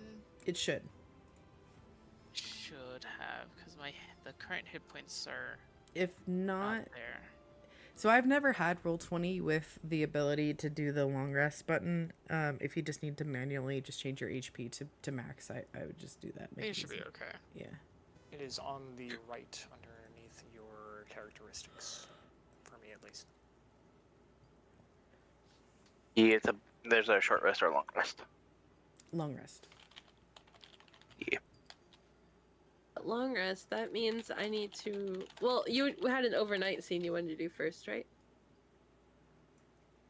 Yeah, that's what they're doing right now, I think. Oh, are they doing it in DMs? Is that what's Slight happening? No, it was just more of a question he's asking me. Oh, me look at my DMs. Okay, I haven't seen anything yet. No, it's us. Oh. Okay. Wow.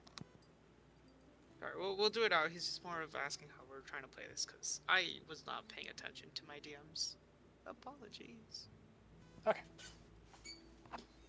So a little bit into the night, it's nigh impossible for Etika to sleep, as he's just flicking into the fire as his mood worsens and worsens. Until he'll sigh and stand up and start walking over to Victor's tent.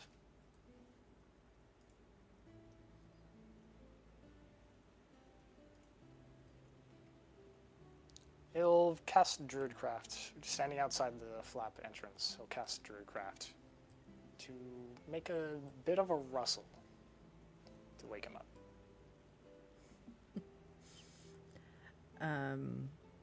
Victor, you go ahead and kind of like jerk awake as you feel like your tent ruffling. I don't know if your character would think you're getting attacked or if you're used to that kind of wake up from Etika, but nonetheless, you wake up. It's kind of like, it's the sound of wind in trees. Oh, I think it would be more of a... I've done this It before. would be a slight jerk, but like probably understands that, like, oh, it's probably someone, because since we've already had the assurance of, hey, we'll be barked at if there is trouble. So it's he's accustomed to this. So he'd just come out of his little, what's the thing? His bedroll sheet thing to open the tent.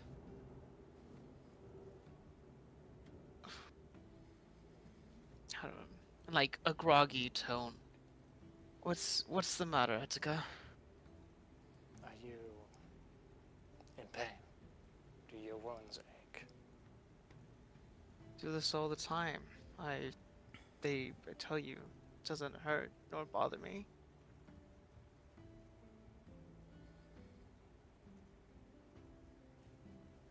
Etika kind of just tilts his head to the side slightly and stares at the white marks across your face. And then back into your eyes.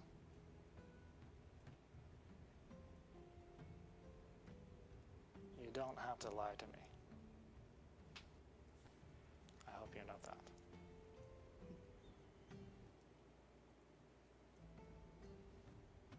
If you want reassurance, you can try and heal them if you want. Like you do.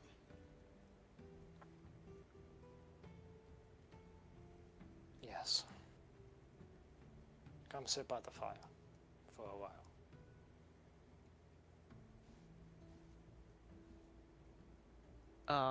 Before he leaves, he picks up his mask. Precautionary.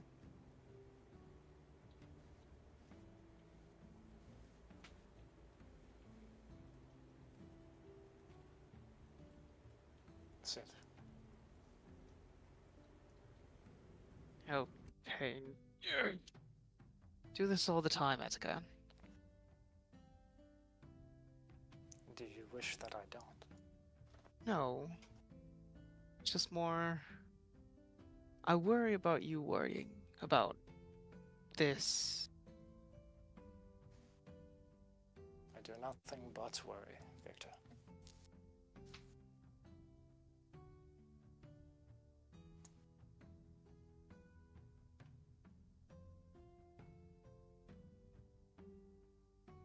Ever since I found my lady, ever since you found...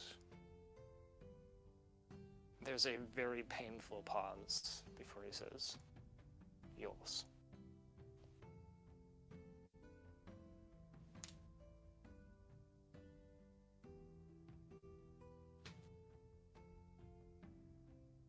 Ever since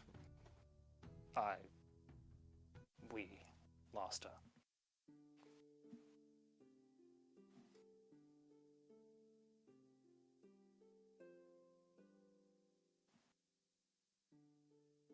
We'll find her again.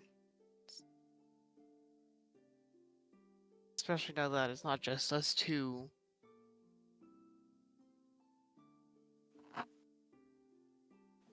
Could I ask you to make an insight check?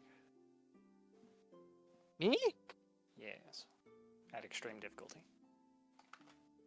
At disadvantage? No.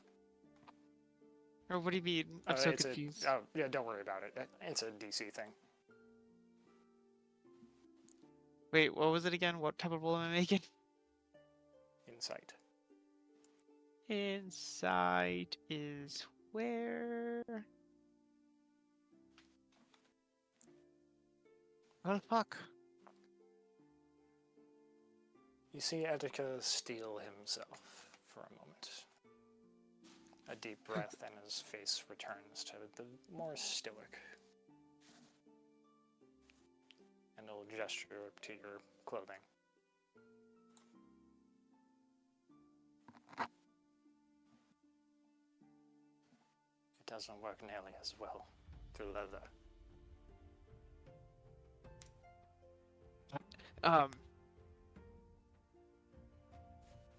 Fine. Since you visibly just want me to say it. Victor gently pulls off whatever pipe, what's it called, top he has. Sleeveless top he has.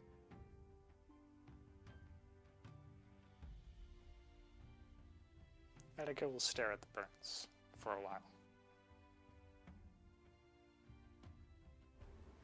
Go ahead and describe them for me. What am I looking at? They're more of swirls. You know, when like people make tattoos of like rose thorns, and they're like bramble. They're just like swaying around, just all in white. lavender grape skin.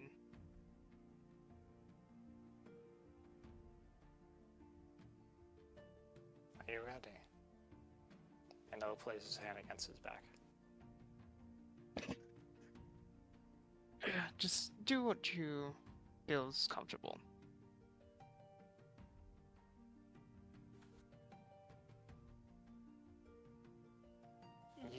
Etika doesn't say anything, but you hear a very strained swallow. A glowing green emits underneath his palm as he does anything, to no avail, of course, but anything to mend the scars.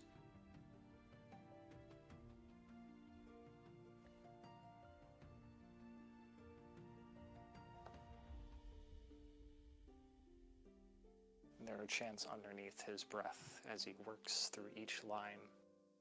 There's a slight tingling, but it's never enough magic to actually hurt.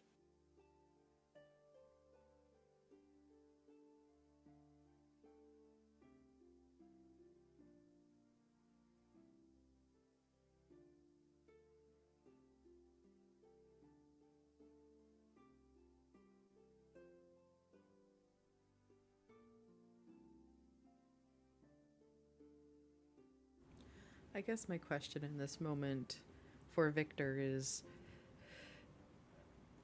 it is your choice aesthetically. Is your character... Does it heal? No. No. We've already talked over this with or just me now. Yeah.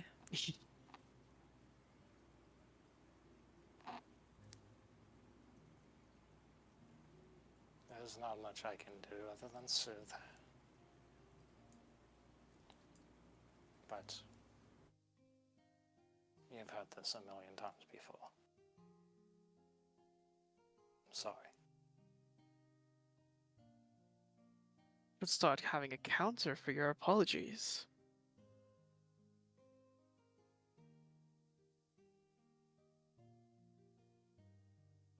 Do you remember that day, Victor?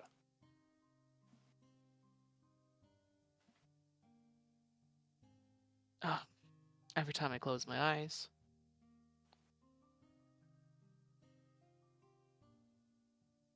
Good. Don't forget.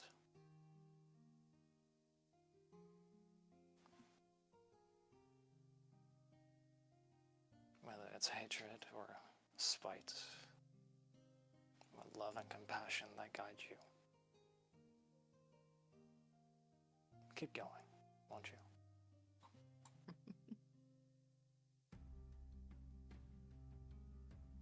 But promise me one thing. Go ahead. The magic stops, and instead, with 2 fingers, he'll slowly drag the fingers down by his side. He'll stop lying about me how much it hurts.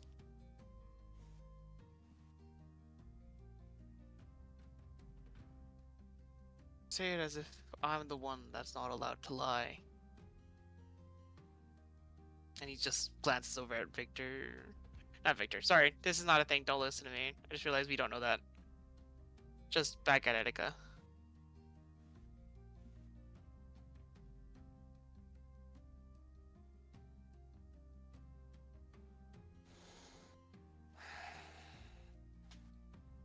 Stand. Etika will stand. And help you up if you wish. Yeah.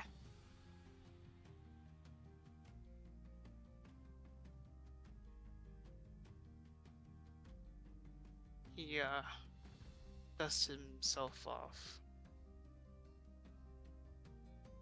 Well, thank you, Etika. As always. Don't know how late into the night it is, but I do believe we should go back to rest. If you even were resting. These sessions are my duty, Victor.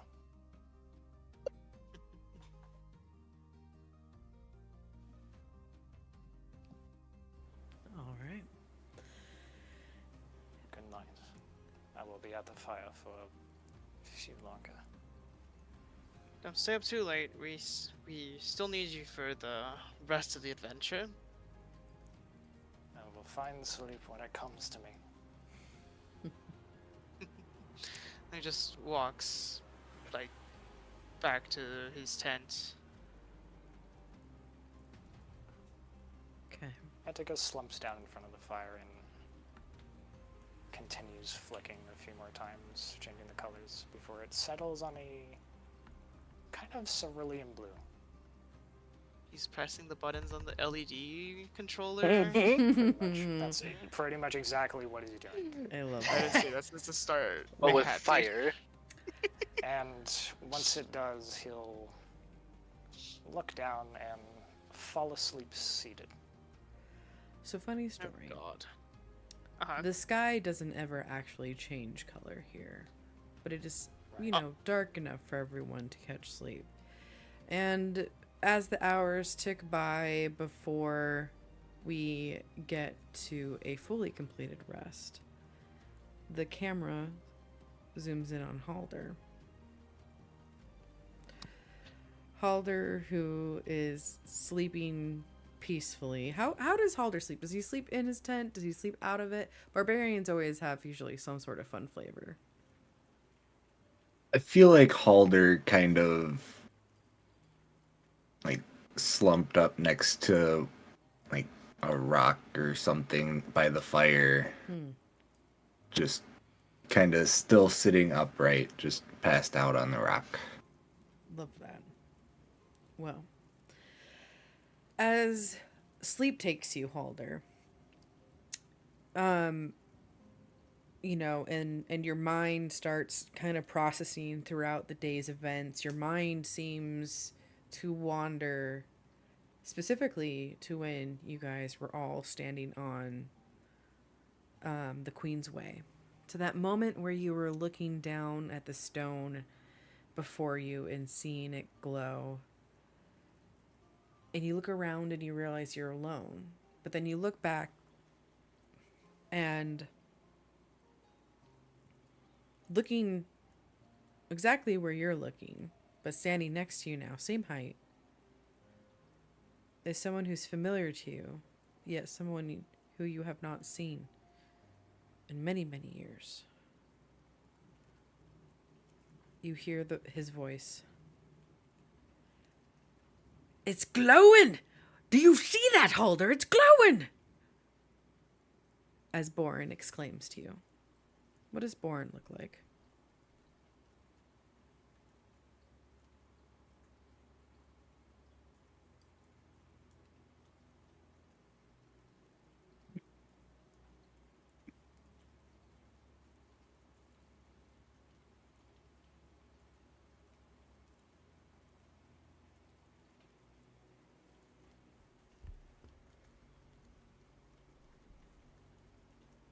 Description wise.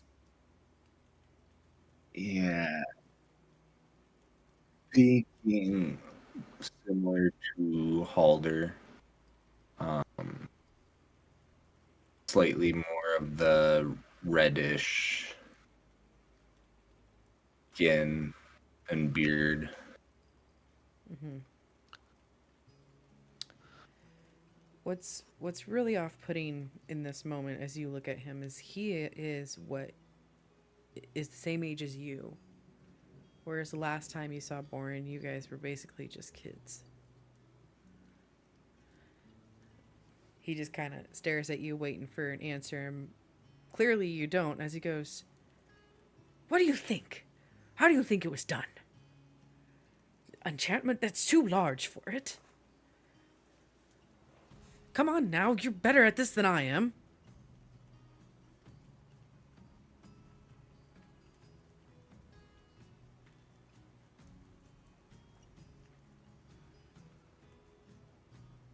What do you do?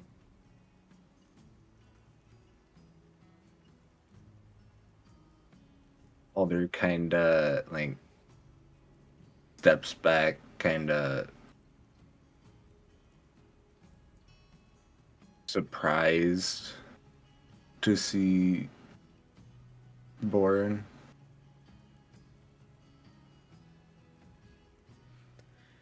Don't give me that look, Halder. Come, take a look at the stone. What do you see?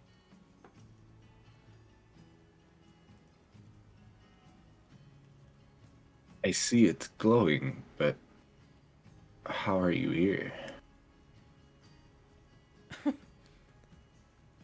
I've always been here. What do you...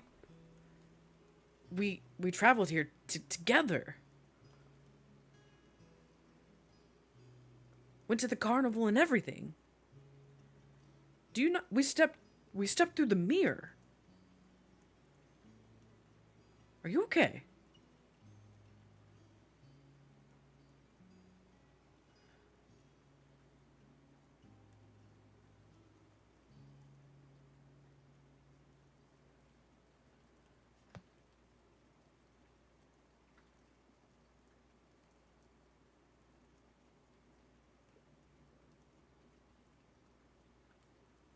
He kind of comes up next to you and puts the back of his hand on your forehead. You don't seem to be catching a fever. Is this...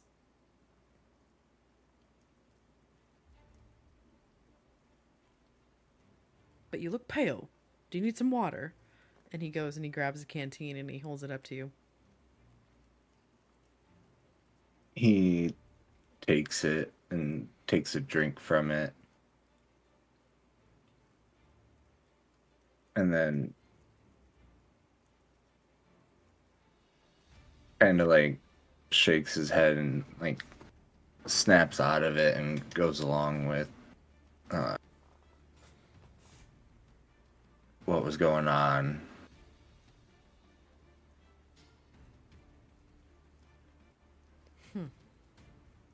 There you go. That's a good lad. All right, so, I mean, it's very fascinating. Maybe pocket, like, one of the rocks, but we gotta get down. We gotta... How do you think we should get down?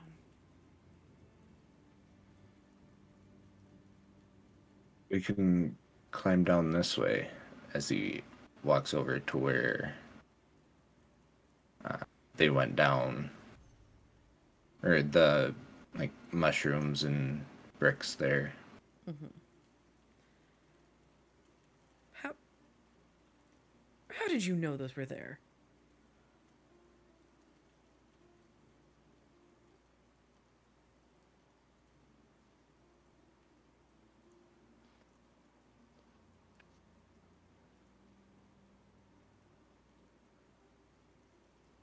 Halder, you're even more quiet than usual. Like, I know I usually talk for the both of us, but...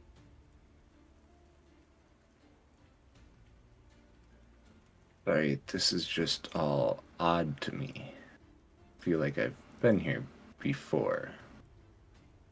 And as he starts to climb down the side.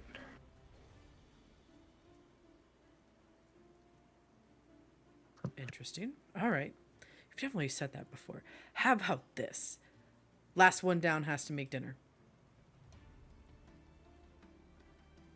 You've got yourself a deal.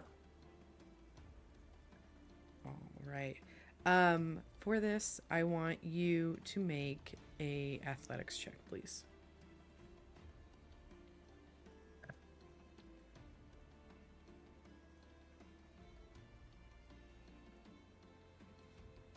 Okay. Nimbly, almost like, you had done this the day prior. You were able to find different handholds that you found before, and you're able to kind of navigate your way.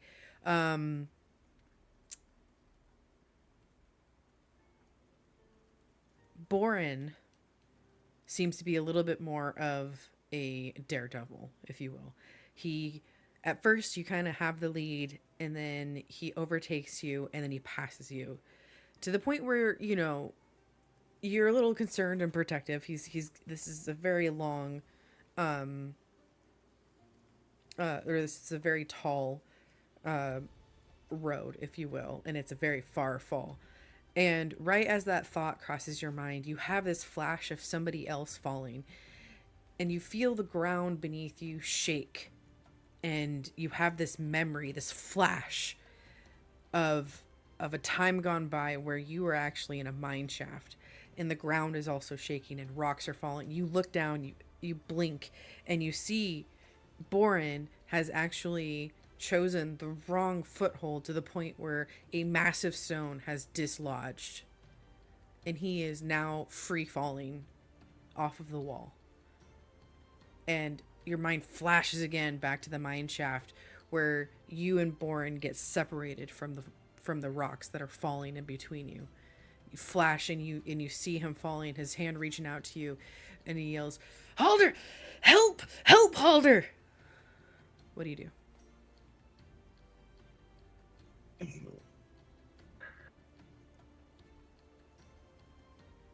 How are they, like, close enough to, like, reach out and grab him, or He's probably is he about down? He's probably like 10 feet away from you falling. So you wouldn't be able to just reach out and grab him.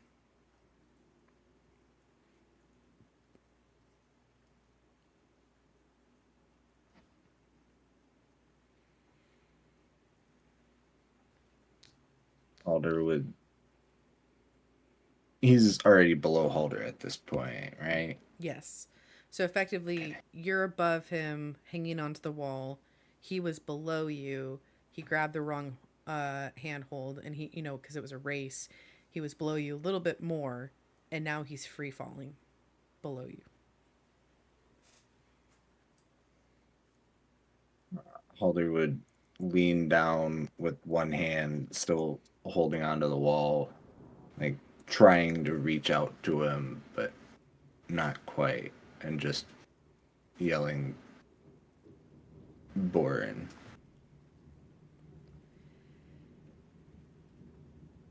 And as everybody else is kind of waking up, those that are nearby Halder wake up to him yelling the name Boren, and you jolt yourself awake, and the reality of yesterday, the reality of Boren not being there, of fighting those constrictor snakes, of like kind of sitting up, you jolt by his name yelling Boren, and you slam against the rock.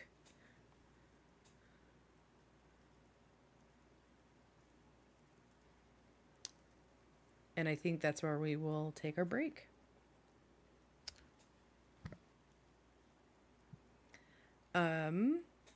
Everybody good if we take like a 10-minute break? Yep. Hell yeah. Where's my water cup? Sounds good to me. Perfecto. All right. We will be back, I would say, like 52. Perfect. Okay, That's 5-2. got it. All right. All right. Cool. I'll be right back then, too.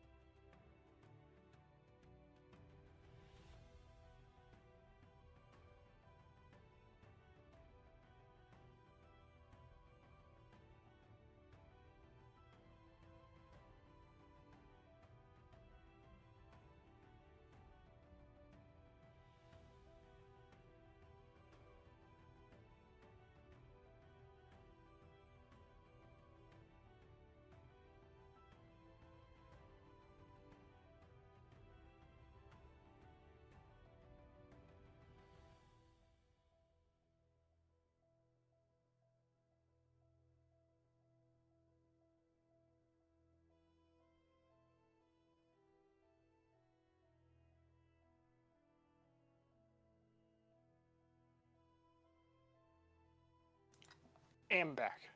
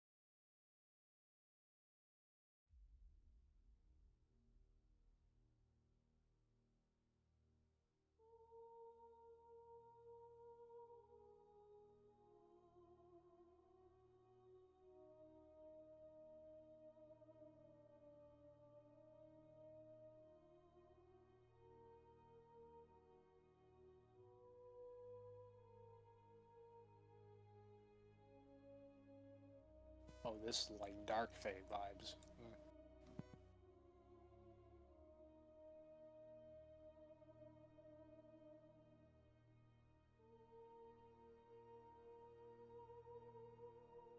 I've returned.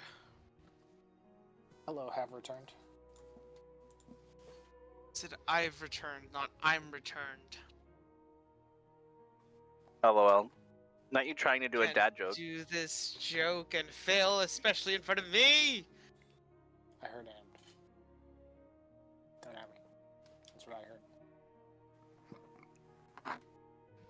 Am I at you again? I have auditory processing disorder. Let me have this. Oh, No. I hit the wrong button. You can have D's nuts. Not the D's.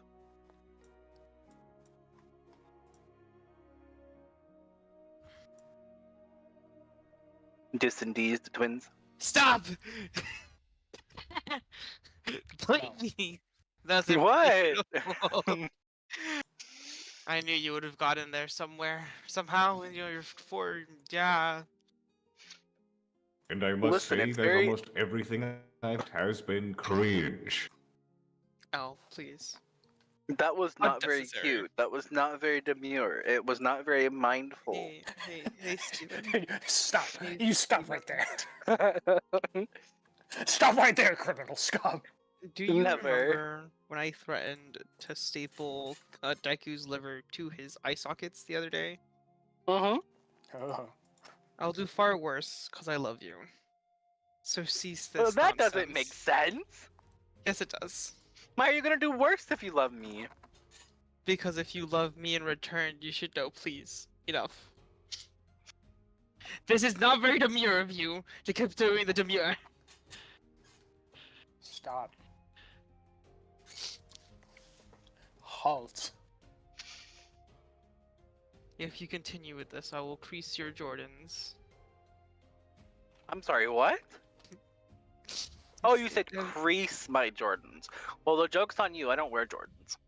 I was gonna say neither do I with my singular pair though. It's actually really comfortable. Oh, I don't. I just don't wear tennis shoes.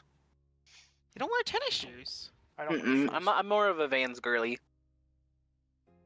I know you said Vans, but with like a subtle tone, I also heard Vanes, and I'm just like, I do love wearing my Vanes. Do you wear your veins though, or do your veins wear you? Stop. No. Your Because bone think about it, wears you. your veins are in your body, so like, aren't they wearing you technically? No. Our bones wear us. No. Your bones wear your muscles, and your muscles wear your skin, and your skin is your body. Incorrect. Our primary source of function is our brain. Our brain is piloting a bone suit that wears flesh armor. Prove me wrong. That's exactly what I said. I just didn't include the part about the brain. I don't want to talk about the brain. Majority of us are living off of one cell of said brain. You included. Hi, sorry I'm late. You are not late. Wow, how dare you? You're always on That was not time. very 1 minute cute. late. That was not very demure. That was not very mindful. What the fuck is with all of that today? I was Like, trying to be mindful. oh my god. How do we throw someone into a trash can? Stop! I think you guys are a little too loud. Your voices. All right. That wasn't him talking. No, I know, but I'm at his soundboard. That's what I tried saying. I Oh, made a rap. You made a rap? Yeah. Oh, you made a I said sandwich a hip. wrap. a hop, a hippity hippity hip. Oh, I thought you made a rap. Like I was imagining Callista rapping, like as No, a. but Shaney, I did put out a song this week. You was it the one? Was it the one that I was listening to?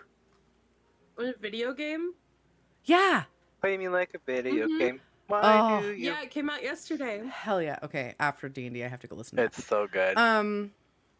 Fuck yeah. Congratulations. That's awesome. That's always a huge accomplishment. All right. So, bringing us back to our little make-believe space. Yeah. You guys all wake up fully rested and with a jarring jolt as Halder yells out the name Boren Oh. this morning in your camp. I'm gonna take Yvonne. a second and roll my important dice while we do that. Vaughn just kind of sits up straight, like looking around, like, where's the danger? The Anger.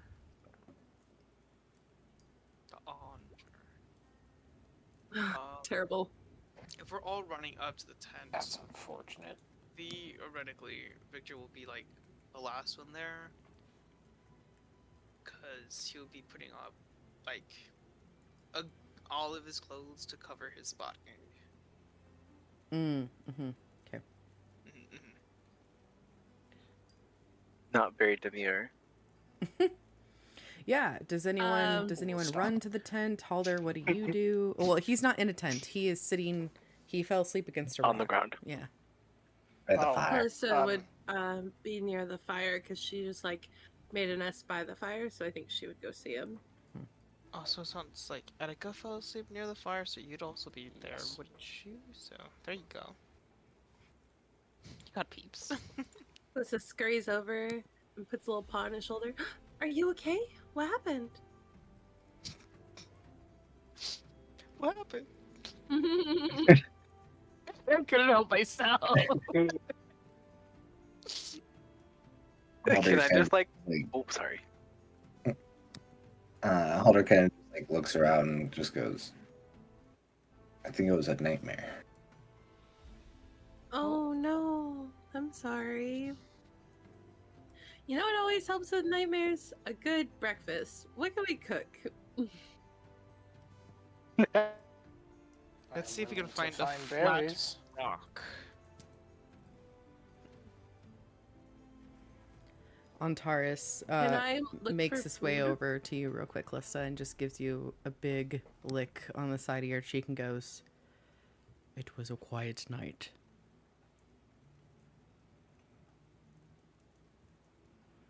I protected. I get treat now?" What do we think you would have as a treat? My brain literally was like, who needs milk bones when you have charcoal bones? Honestly, I was thinking charcoal from the fire. Do you think he'd like charcoal from the fire? I would hope so. The crows. Maybe she just looks at him and puts her little paws on her hips and goes, "Well, what would you like as a treat? What sounds good to you?" Because I always have these little meat treats for my Antares, but you're made of smoke. Oh, you want this? And because we already established that she keeps treats in her pocket for her dog, should pull out a couple treats and hold them out to him. He'll lean forward, go. I'll sniff it.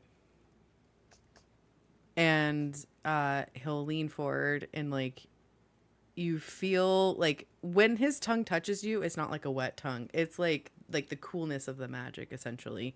It almost kind of stings, but in like a nice little like way. And he uses his big long tongue and in his mind he gobbles up the treats, but the treats remain in your hand and he goes, I did a good job. Yes. Real quick, like close that hand and then use the other one to scratch him behind the ear so he doesn't notice. Good boy. And put the treats back in my pocket. Thank you. You did such a good job. Do you want to stay with us and travel, or do you want to go to your pocket dimension? It's up to you. You're not gonna make him walk if he doesn't want to. It's up to you. It's whatever you need. I will be there. Okay. Let's reword this. You want to go for a walk? What? Really? We could do that? Yes. Okay, we'll go for a walk in just a little bit. Okay. We're gonna go find Now? a guy named Jingle Jangle. It's gonna be awesome. Not right now. Oh. Why don't you go keep guard? We'll be ready soon. I can guard. Good boy. And he kind of prounces off to the entrance again, sits down, looks back at you, looks back at the entrance, looks back at you, looks back at the entrance. Every once in a while he'll look back, but it'll get like longer and longer between the points. Aww. I talked to Antares, all clear last night, nothing weird, so he can talk to me in my brain, in my mind. Zahn just kind of yawns. Well, you're not a morning person, are you? No. Did you guys hear the scene I was trying to paint earlier before I lost connection? Clarify? Yeah. Probably not then. Have you all seen that meme of like the like cross-eyed cat that has like its fur just kind of sticking out everywhere?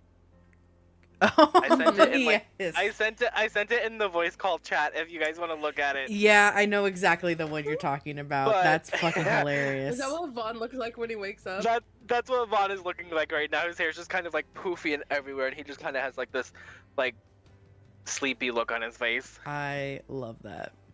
He's not a morning person whatsoever.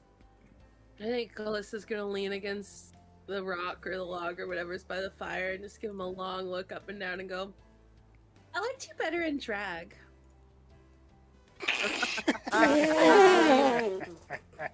He just kind of like looks side to side, like kind of letting it sink in for a second before he like kind of understands. He goes, "Hey!" You do drag, Vaughn. Are you good at it? He'll hold one finger up in the air, and he'll go, "Not before I've had my coffee."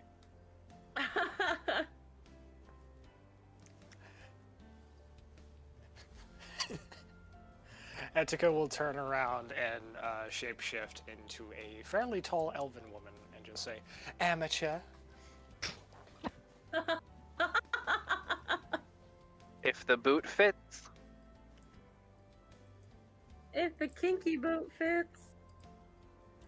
Calista does not say that canonically. Edrica will strut and go find some berries. Anything. Yeah, can I also go look for like some chicory or something that would be a good coffee substitute? Yeah. Whatever the swamp version of chicory is. Make anyone going to search for food or something like that, make a nature check, please. Ooh. I feel like I should. I'm good at nature. Nature. I'm real good at nature. No. What do you mean no? Oh, his roll. He found his poison roll. berries. Yeah. I found berries. He found Perfect. diarrhea berries. They don't kill you, but they make it real awful. Okay, I want to go try and see if I can find something. Just kidding. Oh god. That's not much better. Victor and I kind of just like thonk emoji, staring at this hemlock in our hands. And you come Neither back of you with slept foxglove. very well, you know. Blame you. We don't both blame just- yourself. We're both just We staring at a should let the pine cone. DM tell us what happened now. So I fucking love the Feywild. All right. Let's see. The two of you do kind of naturally go out and start looking for something, anything that would be potentially edible. And you come across like this little patch that is kind of growing up and over some of the swamp. There seems to be like some sort of like bubble that is happening there, and let's see, hold on. And there's a little like couple of dandelions that are at the top, and you remember, Etika, dandelions are delicious and they are edible. They make really good tea and they can kind of sustain you.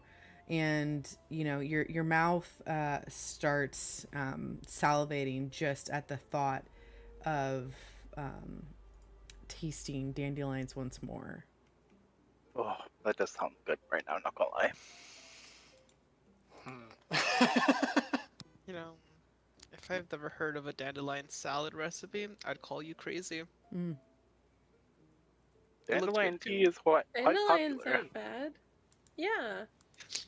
Good for women. Dandelions. Was that all of us together is what we found? For this, it's just those two that I'm imagining in my head that they're kind of going out and Victor looking. and Etika. Okay, I Dandelions. did one too. I did see you do one. Dandelions. I'm gonna get you something Okay, else. good. Yeah, I got you. You went the right direction. Yeah, I basically. didn't know if we all went together. You know.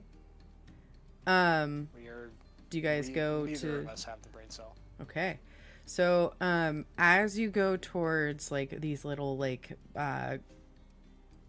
group of dandelions, if you will, all of a sudden, the both of you find yourself kind of one step, two stepping towards it, and then all of a sudden, your feet sink, and you're currently, you look down and you are stuck. You go to move your leg, and you go and try and pull it out, and it feels like something has like a hold of you, but that's just like the thick mud. And any little wiggling, you start sinking slowly. Effectively, you're in the equivalent of I quicksand. freeze. I completely stop moving. Is it the both of us? It's the both of you. Damn it. How far up? How deep am I currently? Currently, you are knee deep, the both of you. I will cross my arms again and just go.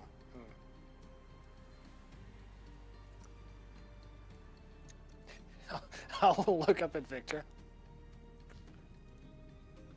Oh, this is not how I would like to start my morning. Meanwhile, No, I'm happy in agreement with that. Meanwhile, essentially,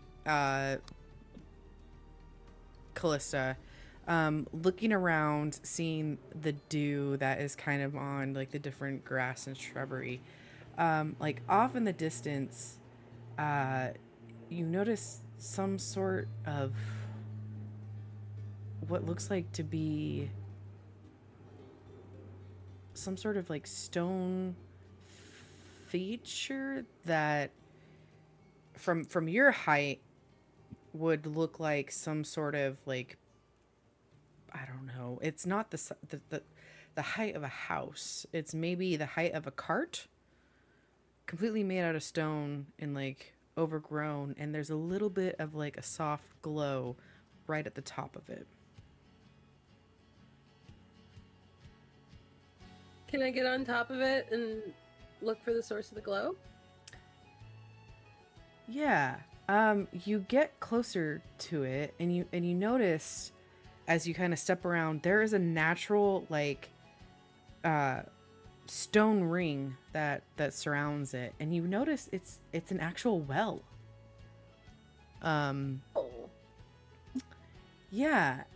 And you, based on your just general passive perception, you see this like little glowing light here. Let me see if I can get a picture to help me describe.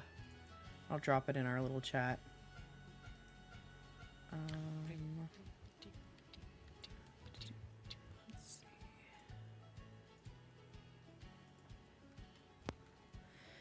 And at first, it's like as you kind of start the second that you kind of like step over this little like circle, you see like one little glow start like peeking up from the rim of the well, and then like another starts kind of peeking up, and they both just kind of hover there. Will-o-wisps. Yeah, I was gonna say some kind of wisp, right? Do I get the feeling that it would be wrong for me to enter that ring of stone? Wait, you said there's a ring of stone outside the well, right? Or is the well the ring you were talking about? Yeah. There's like a ring of stone surrounding the well. Oh. Do I feel like, do I get the sense it would be disrespectful for me to step closer to the well? You can make a history check. Okay.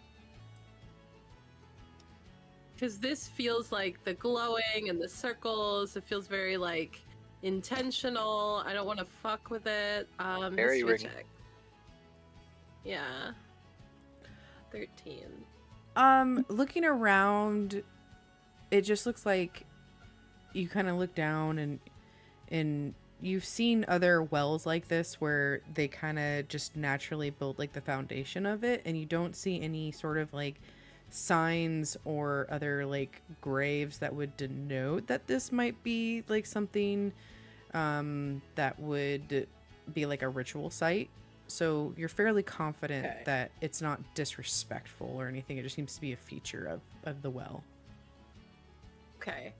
I would like to quietly and carefully approach the well. I'm not trying to spook the little flying things. Okay, but I want to get a better look at them. As you kind of like cautiously step towards the one that was kind of hidden down, also kind of peeks up, and they both kind of float next to each other. And almost if they could like tilt their head curiously, they both seem to do it like simultaneously. Let's like pick up her paw and just give him a little wave. At the little wave, both of them seem to kind of like just shoot out towards you suddenly before they stop short.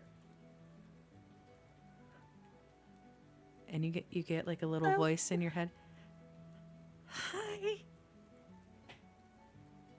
Hello. Hi. Is this your well? It's very nice. It's where we are now. Yes. Yes. It's where we live. Oh, well, it's very nice. Thanks. Oh, you're welcome. They're so cute. My friends and I were just traveling through, and we were looking for maybe any food or any roots that we could eat. You know, I'm a hair god, so I'm very resourceful. I can make something from basically nothing. I didn't know if you'd seen anything like that, or if you maybe had anything to contribute to, like a soup or anything. My friends could just use some nourishment, you know.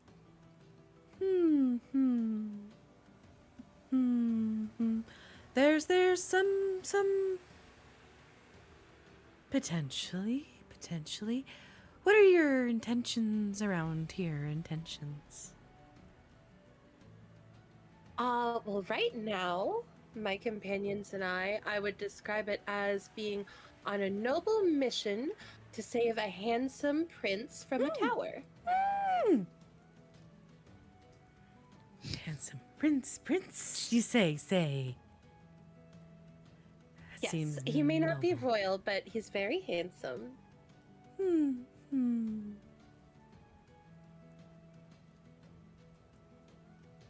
Are you going to get paid? Paid? I don't think so. I think I just wanted to help him out.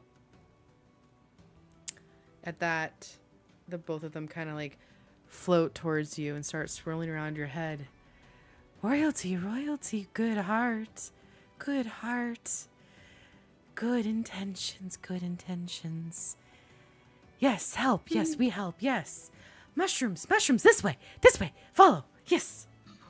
Mushroom. Oh, no. She excitedly Oh, follows them. Oh no. They float kind of past the well, and they go kind of deeper into like this little bit of clearing, and there's a ring of trees, and within the ring of trees you see a ring of 3 mushrooms. Mushrooms. They were delicious. In a time. Are they safe? Yes. Even yes. for bunnies? Especially for bunnies. Make good stew. Even for elves? Never met an elf. Okay, but there are only 3. I don't want to take all your mushrooms. Oh, there's a ring of mushrooms that make 3 rings. Oh, I thought... It's like a target. Oh, gotcha. Oh, My apologies. I also misunderstood. My Like apologies. 3 rings of mushrooms. Yes. Okay. Ring. Well, if you want to share your mushrooms with me, I would appreciate it. It's up to you though. You don't have to. Not our mushrooms. They just grow here. Yours if you want. Oh, but are you sure they're not anyone's? I won't be hurting anyone's feelings, will I? They're very nicely grown. No. Good. You're okay. Okay, I'm gonna trust the wisp and take a few, I guess, enough mushrooms to feed us for a meal. If I can trust the wisp. Oh Not extra, just enough for like 1 meal, because I don't want to think I'm being like totally. greedy. And they kind of look like little portobello mushrooms. Strangely, they don't actually have any coloring to them. They just look like your typical mushrooms. And you can feel your stomach rumbling just kind of looking at them. They look delicious. You're nice. You're nice too. Do you have names? Can't remember. Don't know. Once though. That's okay. You know, you can call yourself whatever you want. You don't have to remember what name you were if you wanted to give yourself a name now. Name us.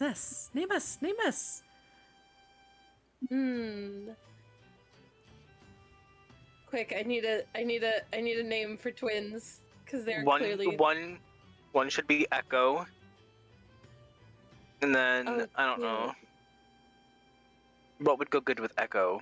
Okay, Sonar? but I was No. gonna name them like Will and Wiz, as in No, Willow Will-O-Wisp. Wisp, That could be cute. but it's Will and Wiz. Well, I think the second one should definitely be called Echo. That's true. Because I just can't think of what would go good with Echo. I've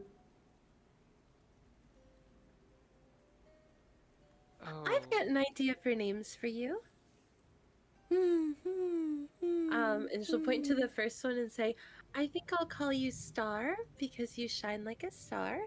And I think I'll call you Echo because you like to echo what your friend says. And they start like swirling around you happily. They're so cute. I don't know whether to trust them or not. And it's at this point you feel a magic boon that rests on your shoulders by befriending these little will-o-wisps. They are, in fact. You get a boon where it is similar to inspiration. You get a D4 that you get to use at any time for the next 24 hours. Oh. Damn. Well, thank you so much for the mushrooms and for showing me this beautiful place. Is there anything you need help with before I go back to my friends? It's at this point you hear a gurgling sound coming back from the direction of the well. And Echo, now named, and Star, now named, freeze and go, No. It's time for us to go. You need to go too. It's coming. It's coming. What's coming? What was that noise? The water. It's rising. It's going to rise. Go. High ground. Go. Okay, I trust them, so I'm gonna listen to them and run back to camp to high ground, I guess. Yeah. I don't know if that's high ground. And as you run past the well, you notice with a gurgling sound that there is almost like a geyser, a stream of water that is starting to burst from it. And even by the couple of senses or steps or seconds that you have passed this, there's already about like a couple inches of water around the well, and it is nonstop. The will-o-wisps go up and down into the well. And it's at this point we'll switch to those that are in the swamp quicksand. There's a little bit of time that passes between the will-o-wisp scene, but you guys are currently knee deep in what feels like some sort of like quicksand mud type. What do you do?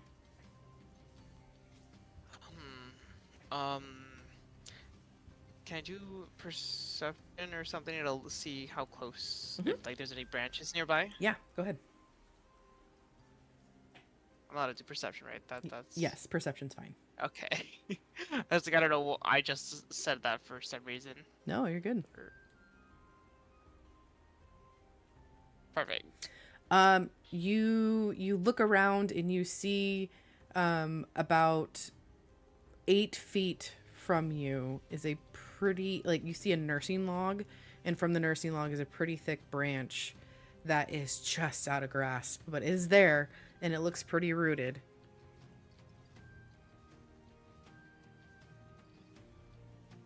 How far away? Oh no, if we're knee deep.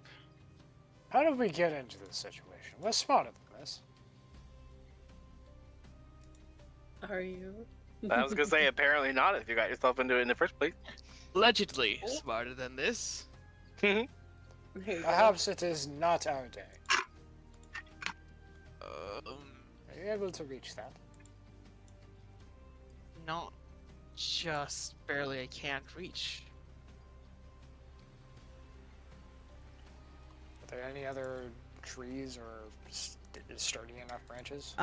There are, from that check, nothing that you can really see. The swamp, it's pretty kind of really well beaten down. You do notice that there's like some sort of like brambles like that you found, and then you realize like, oh man, these brambles have really taken over this area to the point where they have killed a lot of the local foliage.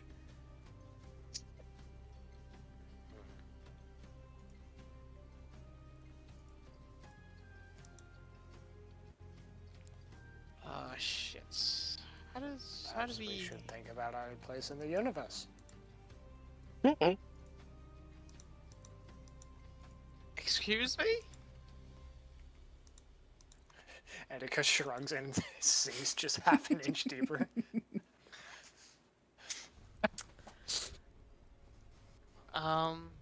Just weighing our options.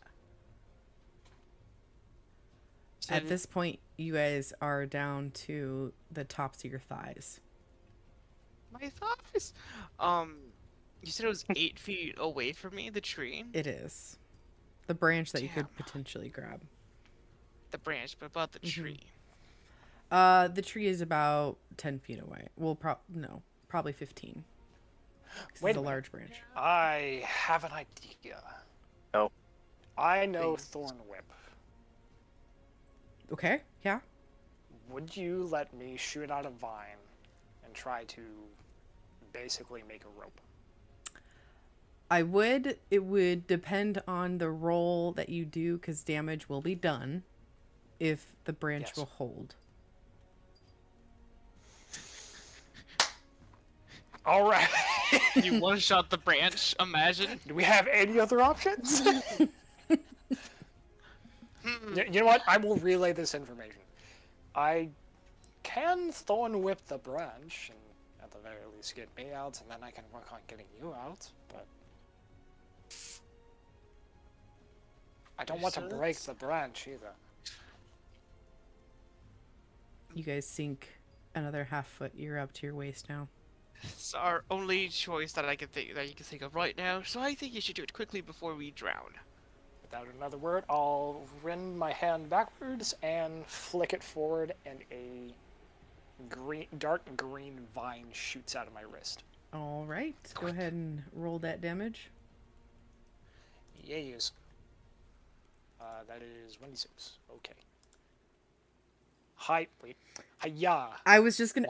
Right before you rolled, I was gonna say 4 and above is gonna break the branch. So, fortunately for you, it's a pretty beastie branch, and you're able to wrap the thorn whip around it just as if you were Indiana Jones.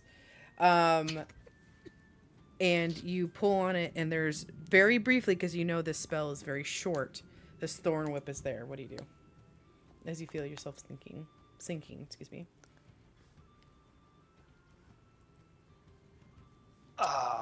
My idea was to just kind of Pull yourselves out. climb along it and pull myself out. Okay. Do we have time for one at a time? If you wait another, basically you'll go up to your stomach. You can make a strength check if you want right now to try and pull yourself out. Oh god. Okay. Because my idea was to just thorn whip Victor out once I'm out. Sure. Once I'm free. Sure. Make a strength check. And your DC is going to be 13 to beat. Hiya! Okay. God damn it. Your thorn whip is still there. I'll give you one more round based on a successful hit, to try and pull yourself out. Damn. You guys are down to your stomach. Oh. Well, this is a right predicament. I'm going to guide myself and try again. Okay.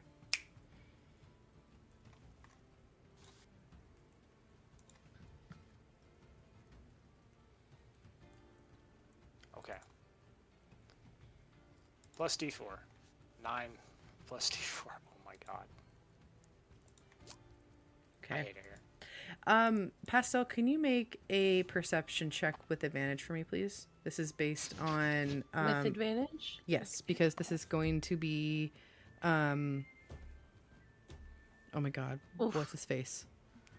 Why is my perception so bad? It's not yours. It literally shouldn't be. It's not It's your not yours. perception. It's Antares's. That's what I was trying to say. Oh wait, it was Antares's. I should have rolled as him. I'm so sorry. No, you're good. Because he gets a +3 and I only get a +2. Do you want me to re-roll it? Yes, please. Is that wisdom? What kind of roll is that? On his Because I character can't sheet. just hit Oh, I can. Yes, you can. Okay. Yeah. I'm silly. Okay. Oh, let's go in. So this is what I imagine, because obviously there's other things that are happening in the world. You told Antares to guard, right? He has extremely good hearing. At this exact point, he could hear the conversations because he understands common. They're not too far off where he couldn't necessarily hear them. But with that nat 20, it was a pretty high DC. I had it at 19 to see if it would be able to do it. And with that nat 20, he was able to hear them. So timing wise, in my head, you watch as you're running back to camp, Antares is coming out of the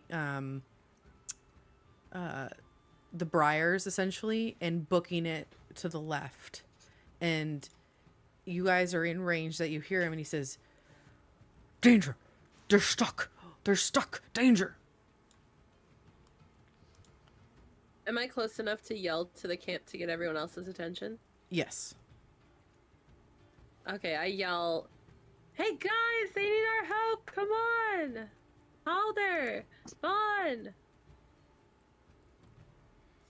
Which you guys would have seen back at camp. All of a sudden, Antares just be in a sitting position, all of a sudden kind of like hearing something, and then just running away.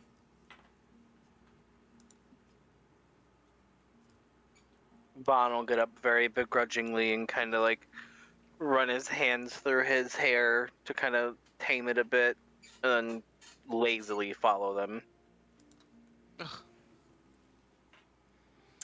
Baldur kind of jumps up when he sees Antares take off, goes out to like the entrance Okay. when Callista yells to him. Okay. And by the time the group kind of converges, essentially Antares arrives, kind of looks around, sees you guys. By the time Callista arrives, the both of you are now at chest deep in quicksand. Callista, you kind of take stock, and you see them now. They're kind of in the middle of this like 20-foot wide, basically what you would assume as a patch of quick swamp. And they are about halfway in.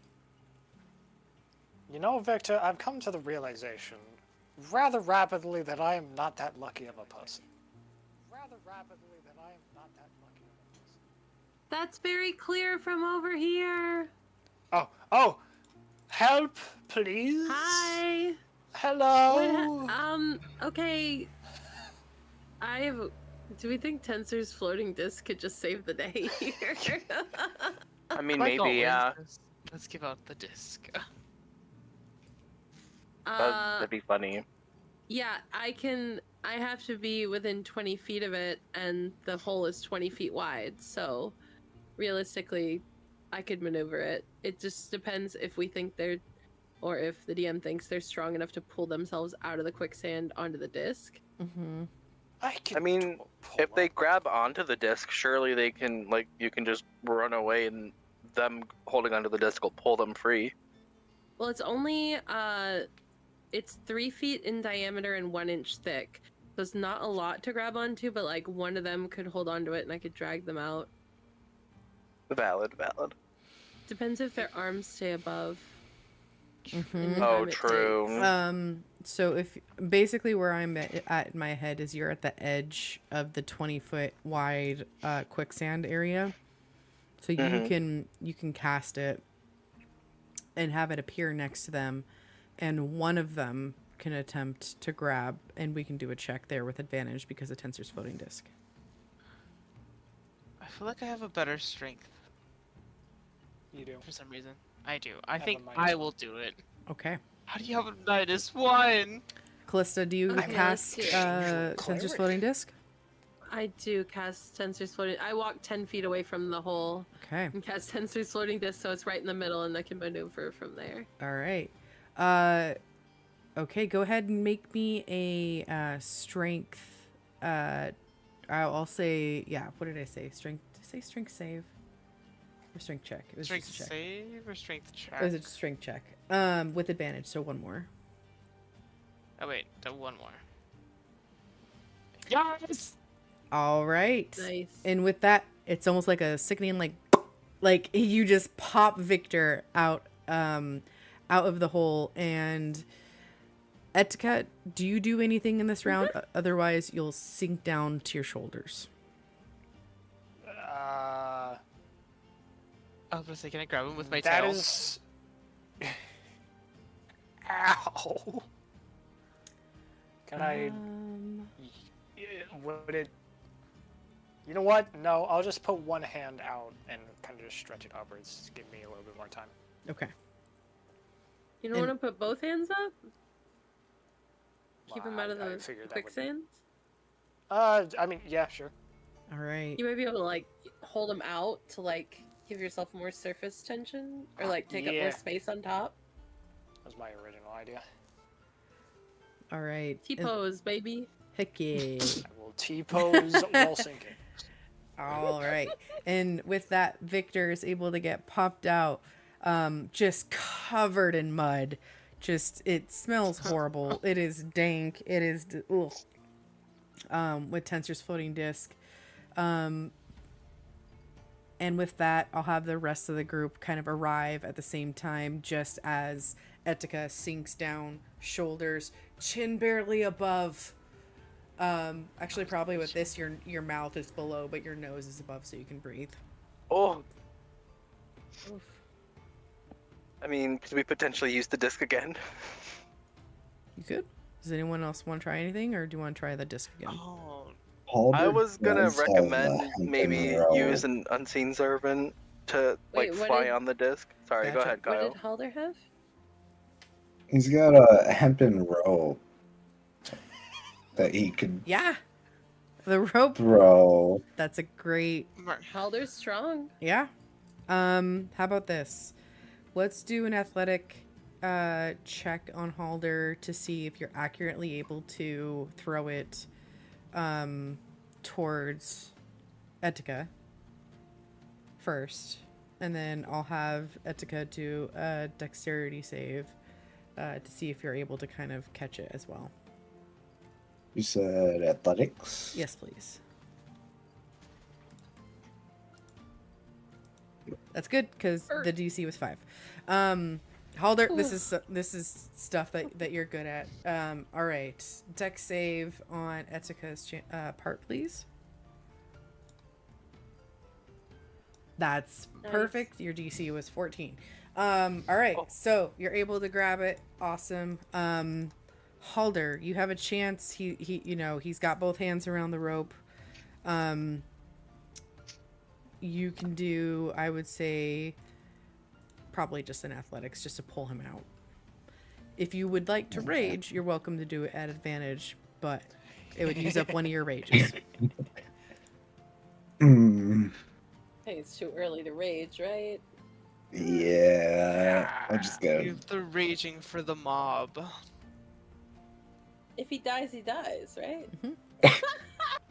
So sorry, just kidding. You heard. Yes! Oh my! Yes. Let's go, Hell yeah. Halder. All right, Hell Halder. yeah. What does it look If he like dies, he in dies, your but he won't description? today. Yeah. Ooh. That reminds me of the Any shirt. flavor you want to add to that nat 20?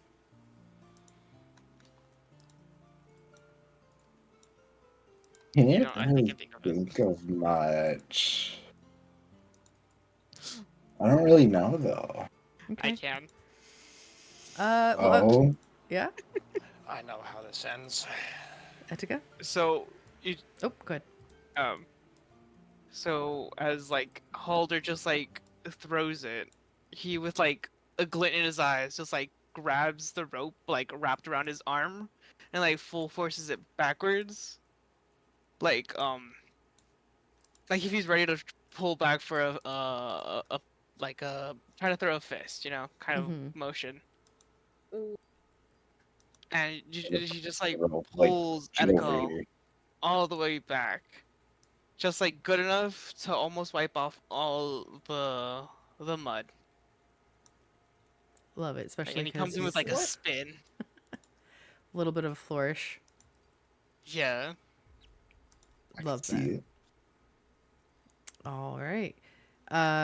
And with that, Etika, you are now officially pulled out of the swamp quicksand, dragged a little bit, but most of the mud actually fortunately came off from the ground. There you go. Oh God. Why does this God's a forsaken place hate me so much? Vaughn looks him up and down. Probably because you look like that. That's another word. At least you He'll don't grin have mud in your triumphantly. shoes. Can you? You both smell disgusting. Yeah, you should probably go take a bath. I Is will the water slowly safe? stand back up and just like look down. Kind of put my hand on my chest, swipe down and cast a Druidcraft. I now smell like lavender. Allegedly. But you still look like a mess. Oh. This is a hate crime. Oh, Because if he looks like speaking a of mess, water, what do I look like? there's a flood coming. I don't know if it's coming here, but there was this well and it was overflowing, and I met these wisps, Star and Echo, and they're so cute, and they gave me mushrooms. I went on an adventure without you. What? You meant It's You a met long wisps. story. as in Wig I of the don't- Wisp. Like maybe they looked wispy. Lucky They you. flew around my Friendly head. to you. Can I do a Yeah. history check? They told me I had a good heart. Yeah, you can. And it's at this point you guys Just- start feeling water starting to creep up from your ankles slightly, as there is in fact not just water coming from the direction that Callista pointed in, but it does seem that there's water coming from all directions as the land is slowly starting to be risen at some sort of water height. And flashes of Queen's Way, where the water levels showed, like if you remember my original description where it showed like, oh, kind of like when water went out with the Yeah. tide and left marks, that flashes in your mind. Oh shoot. You've Got heard everyone? My- Grab the dog. Let's go. and I'm gonna say my This history check beats was me in to regards smoke. to the wisps. yes, you've heard of them, but you don't know too much about them. They're spooky. They're usually the lore is Deceitful. around. They can be deceitful, but there's also lore about them being, actual ghosts of souls that have passed. That's kind of where they're not just fae-like creatures, but potentially lost souls. How long did you say was the walk to the hill? I About don't think he did. I didn't, but the last session I believe I said it was like a half a day's walk. Oh. Okay, so definitely can't make it to the hill before the water rises. Your little area that you had stayed the night is significantly like above. It's like a little mound that, like, because it was up on the log, so you guys can retreat there for some area. You can make your way back to the slanted tower, which is about a 5-minute run. Up to you. We could try to go back to camp for now and see how high it gets. Well, But, I need to grab Gordon, so we need to go that way anyway. Yeah, a few inches of water is a lot to Callista. Yeah. So she looks around. This is an awkward time to ask for a piggyback ride. And she's like kind of picking up her feet in the water, like, Vaughn just starts walking away. He's still tired. He doesn't have time for this. And Taurus I'll looks at you grab and the goes, bunny. I can't grab you, I'm sorry. It's okay, Antares. I know you're made of smoke. Yeah, Victor, you smell disgusting. Respectfully, don't True. touch me. Fair. Respectfully, maybe lay down in the water. I'd rather be wet. Okay. Victor You just can hear rolls in Vaughn the water. giggling as he walks away. She's just gonna bunny hop her way back and splash as much as possible just to be annoying. And like try to splash Vaughn on the way. Antares tries his best to do the same and mimic your path. Good boy. You guys make your way back to where like you had camped previously for the night, and over the next 10-15 minutes or so the water continues to rise till it's about 5 feet before it starts leveling off. Effectively, the world around you is 5 feet higher in water. So if you So we're like, Whoa. Oh, sorry, my sound cut off there a minute. Last thing I heard was the water leveled off at 5 feet. Yes. Creatures that don't have a swimming speed move at half speed through the water, which I think all of you have swimming speed. So it's essentially, I would say for Callista, just based on size, is difficult terrain. For the rest of you, it's like a quarter difficult. It's not. It's still gonna even probably, Halder? well, yeah, I would say it would probably be difficult terrain for Halder too. Okay. Piggyback riding. Halder swimming. That's why I didn't ask Calder for one. Like how the two other tall people ignored the option of piggyback rides. How dare you? Listen, Vaughn is tired. Vaughn ain't is got a time bitch for in the this. morning. He really is. I don't think he just needs to be in the morning to be a bitch. Oh! It's about to go down. No, just kidding. Show up right. Are we back at like our alright. campsite? Yes, Is that you what are. we decided on? Yes. Okay, well, Vaughn's gonna pick up Gordon and then kind of make his way towards the exit of like the campsite. Oh, that's where you guys Where are kind we of going? hunkered down while just making sure everyone's. Well, I don't think we're going anywhere with 5 feet deep of water unless we have a boat. No, that would be too dangerous even if without the boat.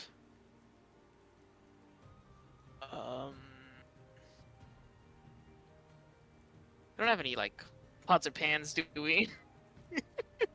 What are you gonna do with some pans? That would only work for 2 of us. Maybe. Yeah, I could fit in a pot. I could boat in a pot. I don't know about Halder. Halder might not be able to, but Halder, no. You get Halder a walk. What are the big walls? Again, you guys can traverse through it. It's just gonna be slower. Terrible. That's all. so instead of the half a day, it's gonna take a full It's gonna day. take a whole day Mhm. to get there. Unless you're given uppies. For the rest, it'll be fine. Oh, okay. And wet. Vaughn's got boots. I know it's up to 5 feet, but like his feet are Richard fine at least. does need a bath now. Yeah, so it works out for you. Free bath. Okay, 'Cause of I the guess mud. the only option we have is to swim it. Unfortunately, I'm not a very strong swimmer. If there's a current, I'm gonna be taken out. So can I, like, ride on somebody's shoulders? Can I summon an unseen servant just to carry her? Wow. You really don't want to touch her at all. Shaney, is that something you'll allow me to do? I just need to make sure what the weight limit. Strength of 2. His strength is a 2. Has a strength of 2. Yeah, no, wouldn't be able to carry. They can carry like a tray of drinks, but I'm like, even though Oh. Callista is small, I'm pretty sure she weighs more than a tray of drinks. It was like Yeah. 30 pounds. Yeah. 35, something like that. I can't That's remember. like- We did a calculator at the beginning. Oh, servant can do simple tasks a human servant can do, such as Yeah, like fetching things, cleaning, mending, folding clothes, Fetch. pouring wine. You know what? Let's leave it up to the dice. Oh. I say okay, what roll am I a rolling? so this is going to be a character thing that you're going to have to note for the rest of this campaign. You're just Okay. going to roll a straight D20. 11 Sweet. and above, your unseen servant can carry somebody of Callista's weight. 10 and below. So it cannot. 30. What? Okay. No. You're just rolling a D20. So if you land on between 11 and 20, forever, your unseen Right, servant. sorry, I meant like the weight is 30. Yes. Yeah. Right? Is that what we're like? Sure. Delegating it Or to just Max. reference. You can just say somebody of Callista's. Small creature. Yeah. Okay. Yeah. So I am the smallest of small, but Oh, no. darn. All right. Unfortunately, Unseen servant skipped leg day. it did. It did. Rip. Okay. Vaughn just kind of looks at Callista, and he'll just hold out one hand and say, "Come on." She's gonna cross her arms and tap her foot a little. Like, In really? water. Finally? Yes. Sorry. She wants to kick a foot full of water in his face, but she's gonna take his hand and get on his shoulders. Wonderful. All right. So, as your party makes their way, Who's holding Halter? that is a good point. Good point. Oh, Unless Halder Well, wants we Wait, I kind thought- of just looking around like, what about me? I'll do it. I'll hold the man's. oh, Okay. this Halder. is what happens when you pick short characters. Halder and when I saw this, I was like, "Oh, we're gonna have so many uppies." Not the uppies. With uppies designated, your party makes their way west, and where you thought it was gonna be about half a day, you're going for a few hours, just kind of making your way slowly across this land. And if you can imagine that scene in Lord of the Rings where you get like a bird's eye view of like the swamp, like it is just as far as the eye can see. And it's a little bit after what you maybe in your head would think is like around the noontime. Slowly you start seeing in the distance, and you actually start kind of feeling the ground shake a little bit, which is a little off-putting. And you look up and off, and you see this massive hill is making its way. It's like slowly moving? Question mark. And then all of a sudden, all of you are hit, or really just more so greeted by the scent of sweet-smelling fruit. And Oh.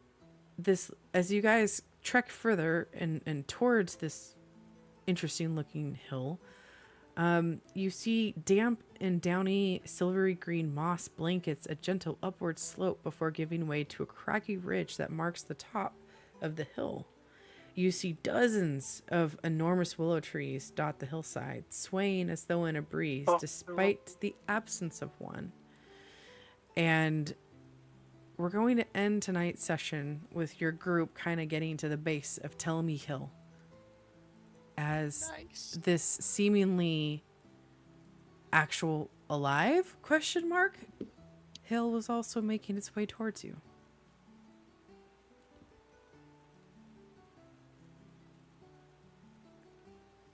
Damn. Beautiful. All right. Dog. Lots of things happened tonight. More RP. I love that. The party is building. I love it. Man, I should just never, ever just step away from any of the muscly boys in this party, huh? Maybe. Don't do it. I have been humbled 3 separate times. You know what's funny? Out of the 5 rolls this entire session that I did, 1 was higher than 10. Wow. Hey, you're just an ambitious little guy, you know? It's there's nothing wrong with that. I'm gonna cry. Oh, sometimes the dice are just not in your favor. I'm throwing these away. Get a new set. Spend your money. All right. I'm going to recode Roll20's dice. Stars and You have wishes, failed me everyone. for the last time. I do have a wish. I Mhm. would just really love to have some sort of interaction with the will-o-wisps in the future. Okay. I think they were super cute. Bring them back. Noted. Bring back Oh. Echo and Star. Or other will-o-wisps. No, it was Star. Echo and Star. Yeah, I think he was just saying like, I or was other saying it will-o-wisps. could be different ones. Yeah. Evil wisps. Evil. They're not always bad. What was your star then, if that's your wish? Oh, I don't know. This feels Everything was very really good. self-centered, but kind of just like painting the picture of Vaughn waking up was like a big one for me. I thought it was so funny. Aww. When you said that, my brain reminded me of in Frozen, where Anna wakes up and her hair is just like a big Yes! leafy mess with like hair in her mouth. Like, I immediately I thought of thought- the cat, but that's even better. because she also has like the white Fun- streak. Fawn gives me that the energy of that like very manicured goth vibe where they look very polished and dressed up, but like when you see them at home you're like, what the fuck is this slob? Who are you? Yeah. Like until they put their face on they don't look like themselves, you know? Face on. Hmm. Literally. All right. Who's next?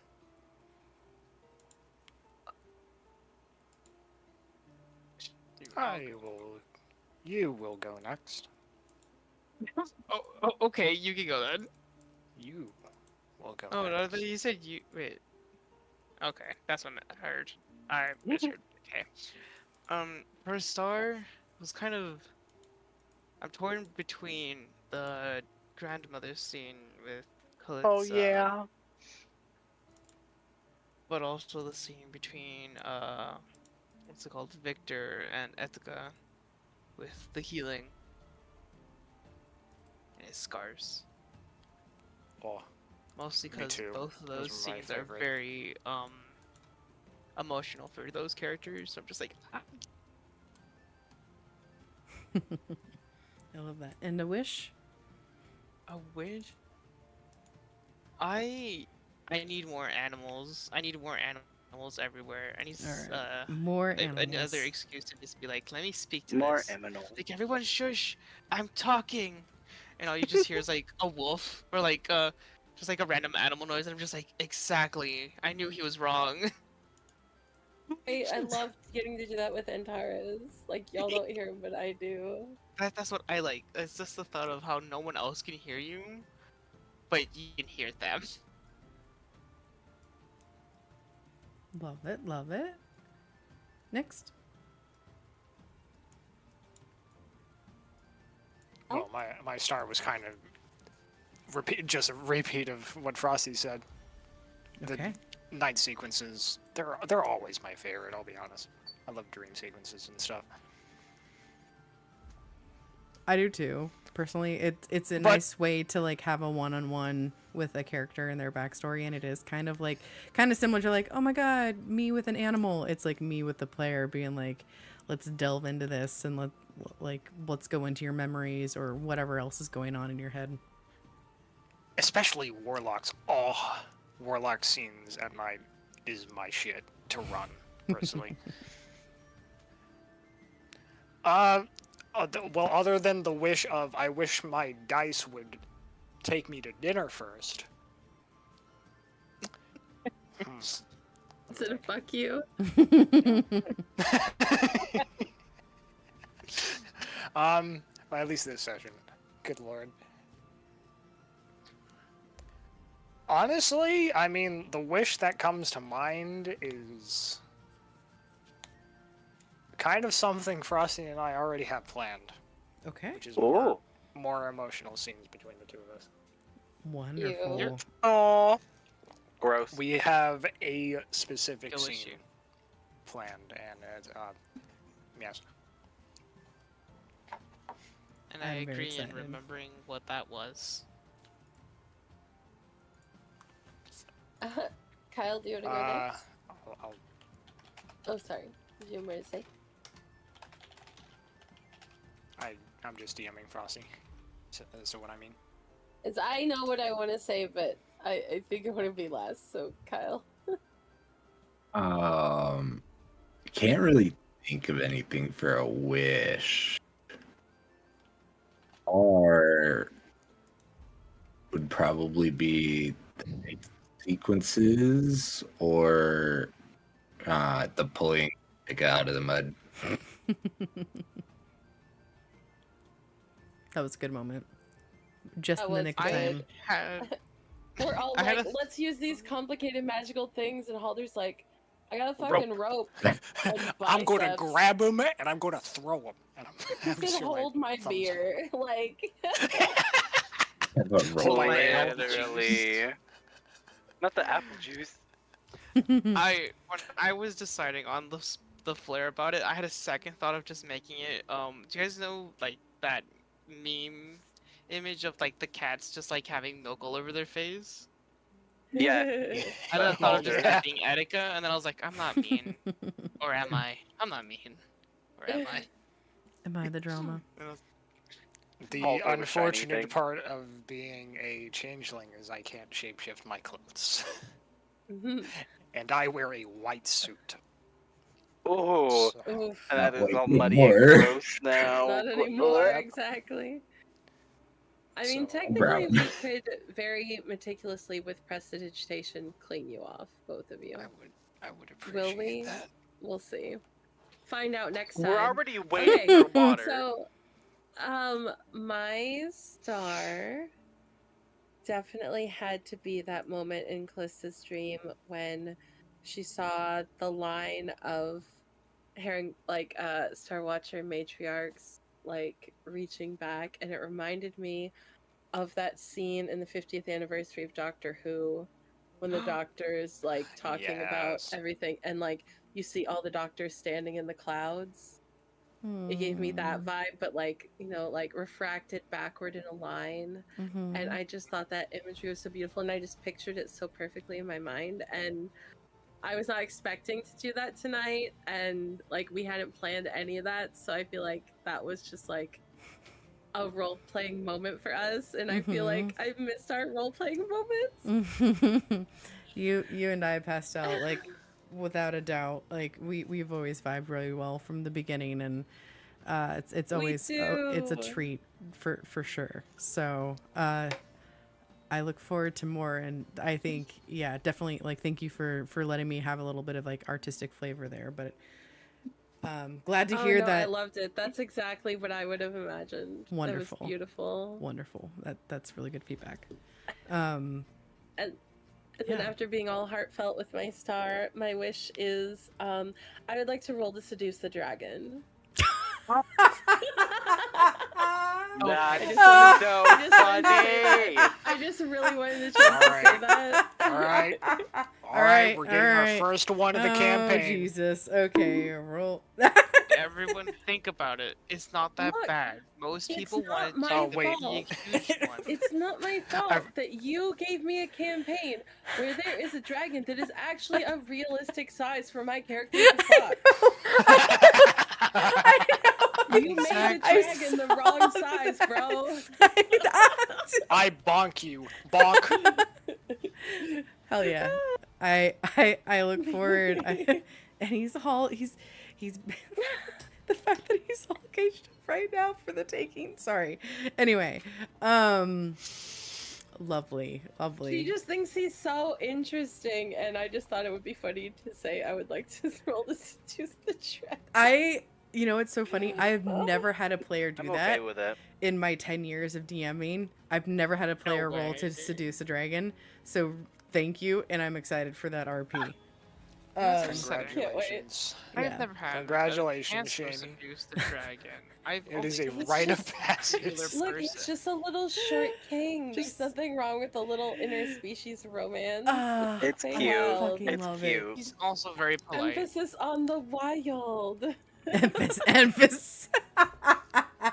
Your next achievement is to get one of your players to try and seduce a ball spawn. Well, there's so many characters in this campaign, y'all. I'm very excited for you to continue to meet. Because if you think a pseudo night dragon is just amazing, just you wait. I can give you details on one of my types.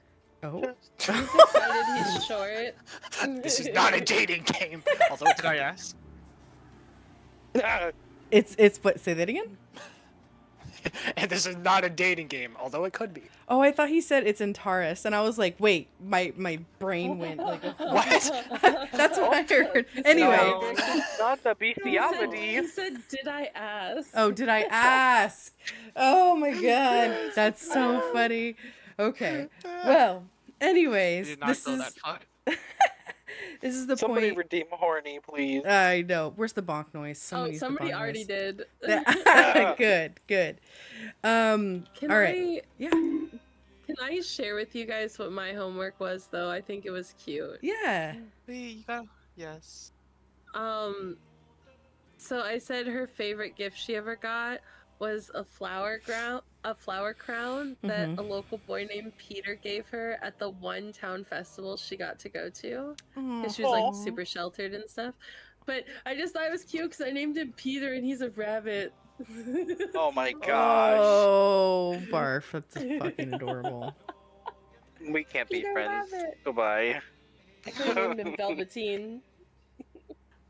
I can't believe I didn't send it to Shaney, but I know what it is, and I think I put it somewhere once before. Yeah. I'm trying to think of where it would be. You're good. I'm trying to think of a good homework for next week or the next session. Literally next week, though. Yes.